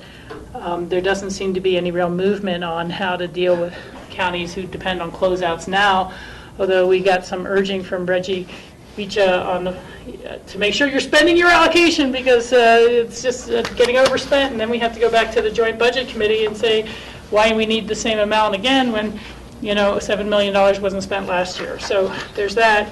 And then I brought back a clean copy of this update on the sequestration impacts for human service programs, and I'll give this to John to pass along to Nan. But the long and short of it is that the overall funding for fiscal year 2013 will likely reduce by either 5% or 5.1%. And it affects 21 federally funded programs, 3 programs in the Office of Economic Security, 3 programs in the Office of Early Childhood, 7 programs in the Office of Children, Youth, and Families, 6 programs in the Office of Behavioral Health, and 2 programs in the Office of Long-Term Care. So a lot of different programs are seeing that kind of 5 to 5.1% cutback, but the state said that at this point in time, they're kind of using carry forwards and savings from past years so that you're not going to feel much pain in any of these programs this year. But should there not be some resolution long-term to these issues, they're anticipating another 5 to 5.1% cutback in 2014. And so at that point, there would be no reserves to backfill any of the cuts they've seen so far. So you're starting to see some impacts, and they have asked counties to fill out what they see as impacts to your programs, program management, things like that. So I brought this back for John and Nan to track and keep track of as we go forward. All right, good, thank you. Thank you both for all your work on those legislative issues. Club 20, you probably touched on some of that. Yeah, Club 20 is in Washington, D.C. this week. I'm not there with them, which is fine. We did have a conference call on transportation, and Club 20 is having a follow-up meeting of some sort May 22nd on transportation. West Slope is very concerned that we're going to end up as pretty wide losers on the transportation funding one way or the other. So they're meeting for that. Again, I will not be able to attend if anyone else is interested. And then the summer subcommittee meetings will be July 18th and 19th in Craig, Colorado. The 18th will be Business Affairs, Telecommunication, and Healthcare. The 19th will be Transportation, Education, and Energy. And then on July 25th and 26th, they will be meeting for their subcommittees in Glenwood Springs. And the 25th will be Water and Tourism. And the 26th will be Agriculture and Natural Resources. So, anyone of us is welcome to attend any of those, obviously, because we're all Club 20 members through the county. And, I don't know if it will be of particular note or worth a drive up to Craig or not, but I will not be able to make the meeting on the 19th. That's the same day as the National Association of Counties meetings. But that transportation may still very much be a hot topic on July 19th. So we'll just have to take a look at that later on. All right. And, if anyone wants the email alerts from Club 20 forwarded to them or to be put on their regular list, I think Charlotte would be glad to take care of that for you. Okay. Roundtable, Colorado River Roundtable. Okay. The Colorado River Basin Roundtable has moved to every 2-month meetings to try to have longer days to get more done and not meet as frequently. A big part of their discussion was to have a agricultural grants workshop. The roundtable basins are allocated a certain amount of money to give its grants each year. They have to be approved first by the basin and then eventually by the Colorado Water Conservation Board to go forward. And this is a different pool than if people are applying directly to the Colorado Water Conservation Board. So a lot of times people will, put their toe in both pots. And we have been relatively successful in funding studies to understand our non-consumptive needs and helping finish a watershed plan or some various things like that. But we've made some non-consumptive grants, river restoration and coal basin and so on, but not as much has been fully granted to agricultural projects. And we would want to really do some soliciting deliberately of agricultural grant requests. So they're thinking this ag workshop, they're going to hold it through the Water Center at Mesa and perhaps have one up at Grand County as well. So they'd be in the opposite ends of the region to try to solicit good projects. There's been a little bit of a challenge on ag or any of these reviewing the grants because you get subdivisions that there may be 2 or 3 true ag producers left in the subdivision with the ditch rights, and the majority of the homeowners, it's, really more about a couple horses in the pasture and that kind of gentleman's farm. And so the question has been, is this really true ag, and is this where the grant is worth going? Others have been very wealthy kind of real estate development companies saying we need to improve our ditch for our water supply, but it's actually to do a new subdivision and homes and not so much real ag. And so we've just been struggling with that and trying to find new ways to improve the program. So that seems to be going forward. Are they doing a river tour this summer, do you know? The 1177 group doesn't, CWCD doesn't, but the Colorado Foundation for Water Education is doing a number of different tours, and I think it's in June. They're doing the Upper Colorado again, so it'd be Grand County down, and they're really focusing on that Colorado River settlement. There may be some other smaller ones. I really didn't, I know the dates have been forwarded to our Healthy Rivers and Stream Board, but I didn't forward the others. Yeah, okay. But that really does bring up one last good point. I think it's on May 23rd is going to be the State of the River meeting that the River District holds. And I've gotten conflicting information. One said the El Jabel place, and the other said the meeting's in Carbondale. Yeah. So I'm not sure where it is. I've heard both too and don't know yet. But that's always, well attended with the Bureau of Reclamation personnel who spend a lot of time talking about Rudai operations and how Rudai, it'll be the closeout report from last year and where it's going forward this year. They're starting to think with the recent snows, there's a good chance, a little more than 50% chance that Rudai will fill fully this year, which would be great. But that is, again, also when I'll be in Arizona for Western Interstate region, so I don't know if anyone else would like to attend that meeting Yeah, on the I'm 23rd. planning on attending that. Or whatever. Also on the ag water workshop, I'm planning on being there and trying to get different local people to go to it.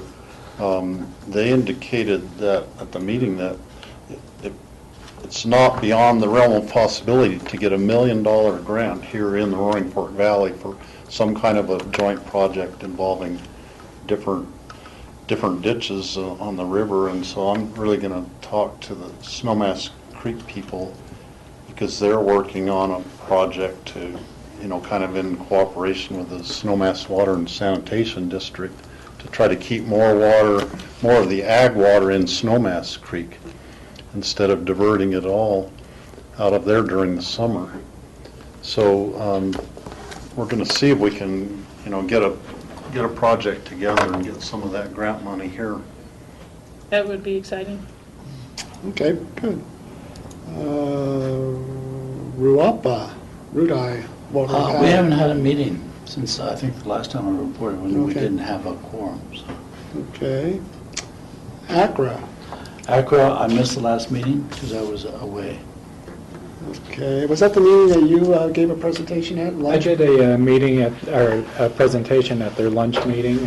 I got 10 minutes. I think it's the first time the county's been invited to present, and we talked a little bit about some of our initiatives that the board gave direction on in your retreat both this year and the previous year, and talked a little bit about our budget. And I will say I think the only item that got applause during all the presentations during the lunch were our efforts on the health alliance.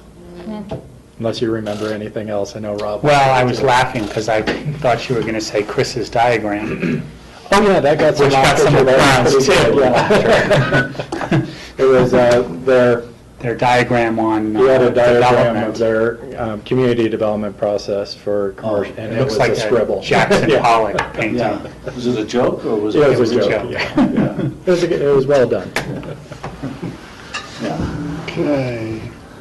RAFTA, let's see, we had, again, an update on the status of the BRT program. As you're going up and down the valley, you'll see there's a lot of construction going on, starting at the Airport Business Center, which is part of the underpass. Then you've got Basalt, a down valley station being built. The El Jabel stations are being built, and in Glenwood, so there's a lot going on. but things seem to be running fairly closely on schedule, and so that's good. And RAPTA also talked about setting a process and a standard to address requests for expanded transit services, and we talked about this even previously. And to get RAPTA out of the loop of being a referral agency, which sort of gets twisted and turned by developers, to more as a cooperating agency, and to let planners and communities know what RAPTA standards are when they look at either adding a station or perhaps deleting a station. So they're working on a set of standards on that. So I think that's going to be pretty good. Nordic Council? No report from Nordic Council. Just to report, though, that a couple friends went skiing on Grand Mesa 2 days ago for a couple of hours, and they said it's awesome up there still. So if you feel like cross-country skiing, there are still ski trails groomed up there. Okay, it's the Intermountain TPR. I didn't go. Brian went. I haven't talked to him. I didn't get an update from him on that. Okay, so that's it for our board reports. We go into open discussion. Yeah, I got a few items to update you all on. Tomorrow, we are kicking off the planning process for the potential remodel of the building that we're sitting in. We're kicking that off with section leaders and our consultant, Ted Guy Architects. So we're going to be doing a lot of work on that. We're going to be in front of the board pretty frequently between now and September, when that planning process is due to be complete with a set of recommendations for us. Second thing, George, as you were talking about CORE, it reminded me that we have started some discussions with CORE about potential partnerships moving forward. As you recall, we had a coordinator that was previously in Public Works, Dylan's position, that after the downturn, that position was eliminated. But not all of the pieces got picked up in terms of forwarding implementation of the energy plans and such that were adopted by the county back in 2008. And so we sat down with CORE and some of our section leaders to see if there are some pilot projects we might want to have them make a proposal back to us on how we might partner to have them fill the gap, and see if that's helps us be more efficient in moving our goals forward. So we'll be bringing those things back to you. We just opened the dialogue and waiting to see what comes back from them at this point. Just a quick follow-up on some information. Our Kurt Dahl, our environmental health manager, was in giving you some updates on the Music Associates project. And just a few things, points of clarification. He was asked to double check on the amount of fill that is actually being hauled to the landfill. It is 18,000 cubic yards is what is being taken to the Pickens County landfill. And he also did double check. There's a question about whether the Colorado Department of Health and Environment would be signing off on the implementation of the soils mitigation plan. He double checked that, and in fact, they do not sign off on that. They provide initial recommendations to the plan. The implementation is through a environmental services contractor that's contracted with Music Associates, and they do the certification and sign off. Environmental health staff has met with Music Associates, and they'll be getting copies of those sign-offs that the soil mitigation plan has in fact been followed. So that was a follow-up. CDPHE does not do that. John, let me ask you, what's the impact of 18,000 cubic yards at the landfill? I'm going to need to talk with Kathy Hall about that. I don't know how that particular soil is being dealt with, if it's being used for cover or if it has special mitigation requirements. So I'll have to get back to you on that, Michael. Yeah, I can't believe it'd be used for cover because they wanted to get airborne. So I don't know, but and I just wonder what, so now we've done so much to divert the waste stream, and then we've extended the life of the landfill, and now we're getting 18,000 cubic yards of material that we can't recycle. So I'm just wondering what happens. I'll have to see what we're doing with that.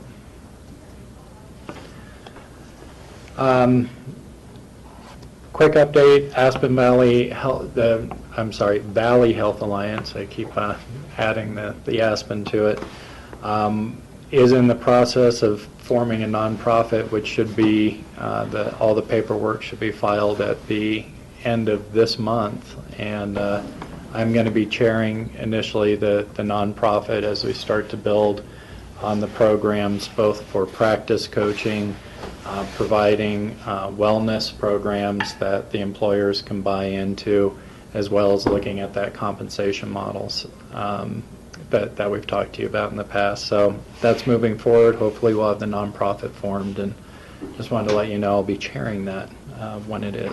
Congratulations. Yeah, I tried to get out of it actually.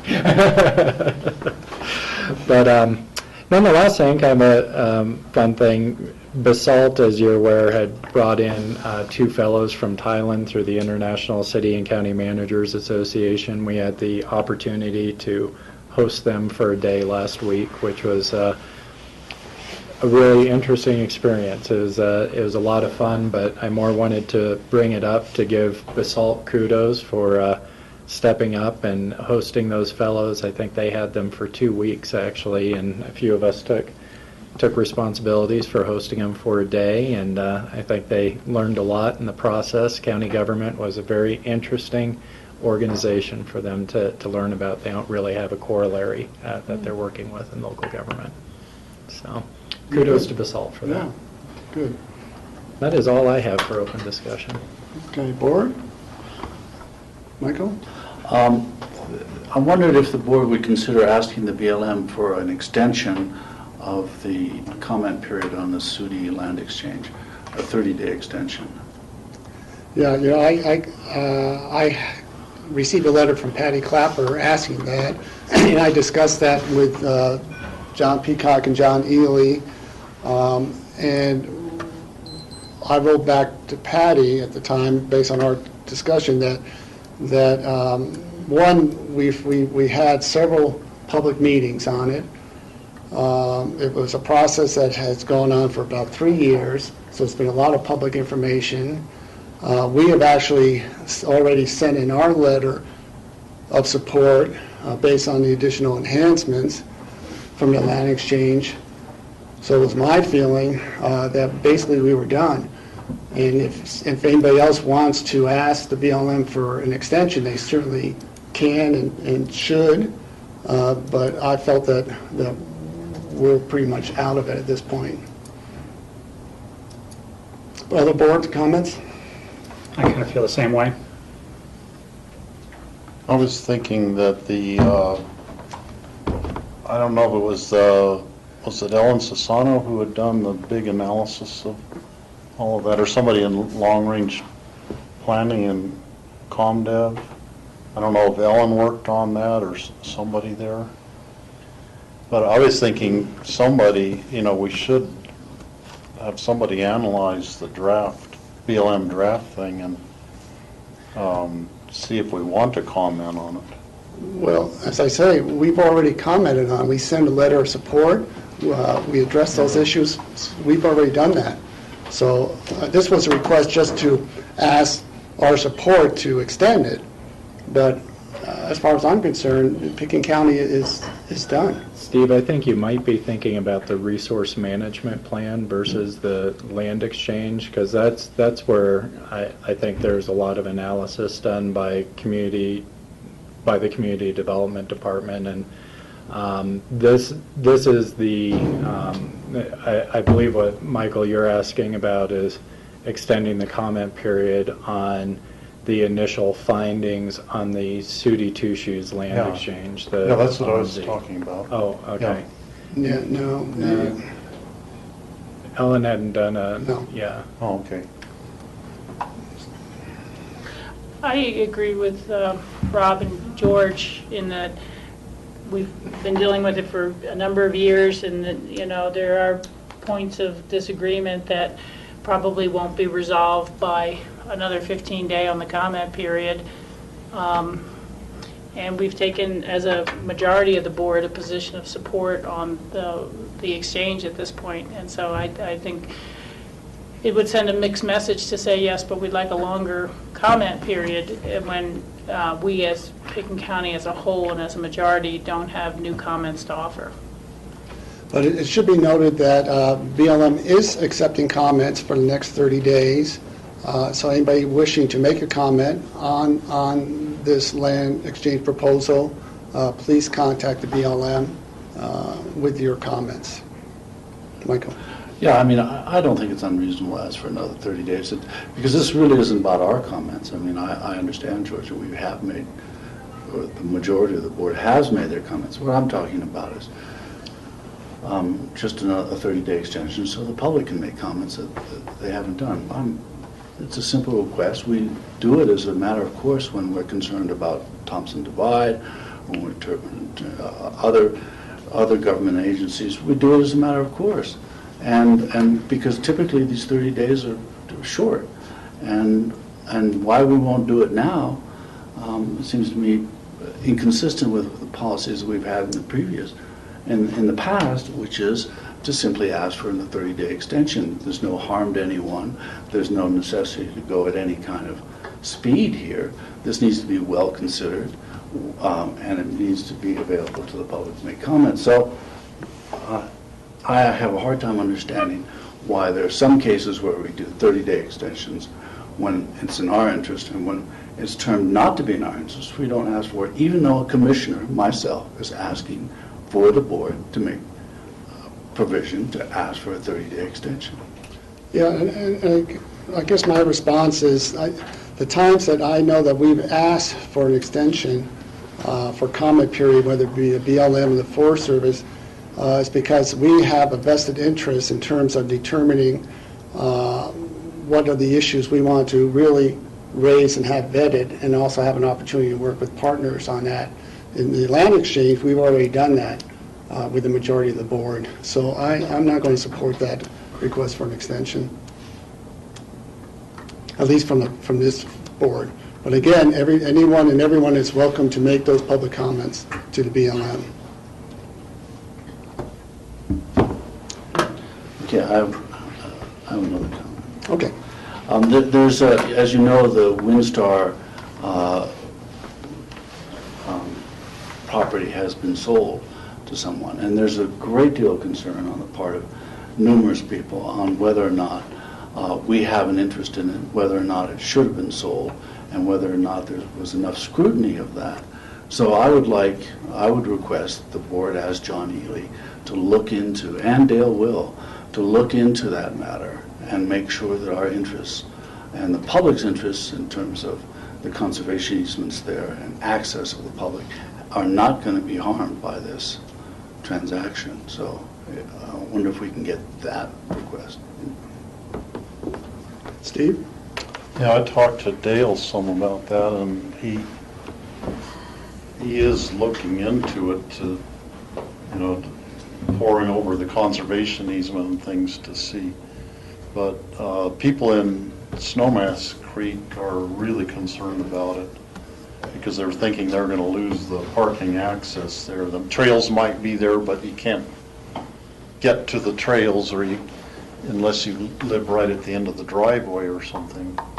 So there are a lot of concerned people in the community And it boils down to like partly a legal interpretation of what the conservation easement actually says and what it guarantees. So I think Michael's suggestion is a good one. Rachel? Yeah, I would agree. I was under the impression there was some formal investigations ongoing, but if we need to do something that bumps us up a level to, real formal action, to understand the implications and what assurances were made with previous grants to the property from other players, even beyond our own, seem to be raised, at least in some of the newspaper stories I've read. So I'd be interested in understanding that more fully. There is potentially a land use action that they're going to be bringing forward as well, so it would be wise to have our attorney's advice on when does that matter formally become quasi-judicial for us and when it doesn't, because there was some discussion, at least before, that they would have to take what was approved and zoned for some level of offices and turn that back into large residential, and that so there may be some land use implications, and we need to make sure we haven't crossed over into what is a quasi-judicial matter. All right, so it sounds like the board's agreement with Michael's suggestion in terms of having Dale and Johnny, our attorney, look into this matter for, certainly for access and parking and any land use. And I don't know if that will need to come back to us in exec session or not, but we'll see. Okay. Any other open discussion? I'll just let people know that I'm going to be serving on the selection committee for the new exec director for the Aspen Valley Hospital. So we'll be meeting this week to start that process. Oh, good. Thanks for doing that, George. Okay, so with that, why don't you give me the information for exec and go into exec and take a break? I think, John, do you have the exec sheet? I do. Thank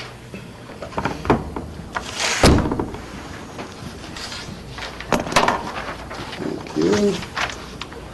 So I will call a special meeting to order for the purpose of going into an exec session for the discussion of Airport Title 10 regulations, Thompson Divide gas issues, the BOCC Ivanhoe litigation pursuant to CRS 24-6-4024B, and housing acquisition pursuant to CRS 24-6-4024A. I'll make a motion for the executive session for those purposes. For the special meeting and executive session? Special meeting and executive session. Yeah, you don't need a motion for a special meeting, but for exec session. That you did on a Tuesday. I will second the motion. Any further discussion? Seeing none, all in favor say aye. Aye. Great, thank you. Grassroots, we're in exec session. We'll take a short break while Grassroots breaks down. Great. 10-minute break?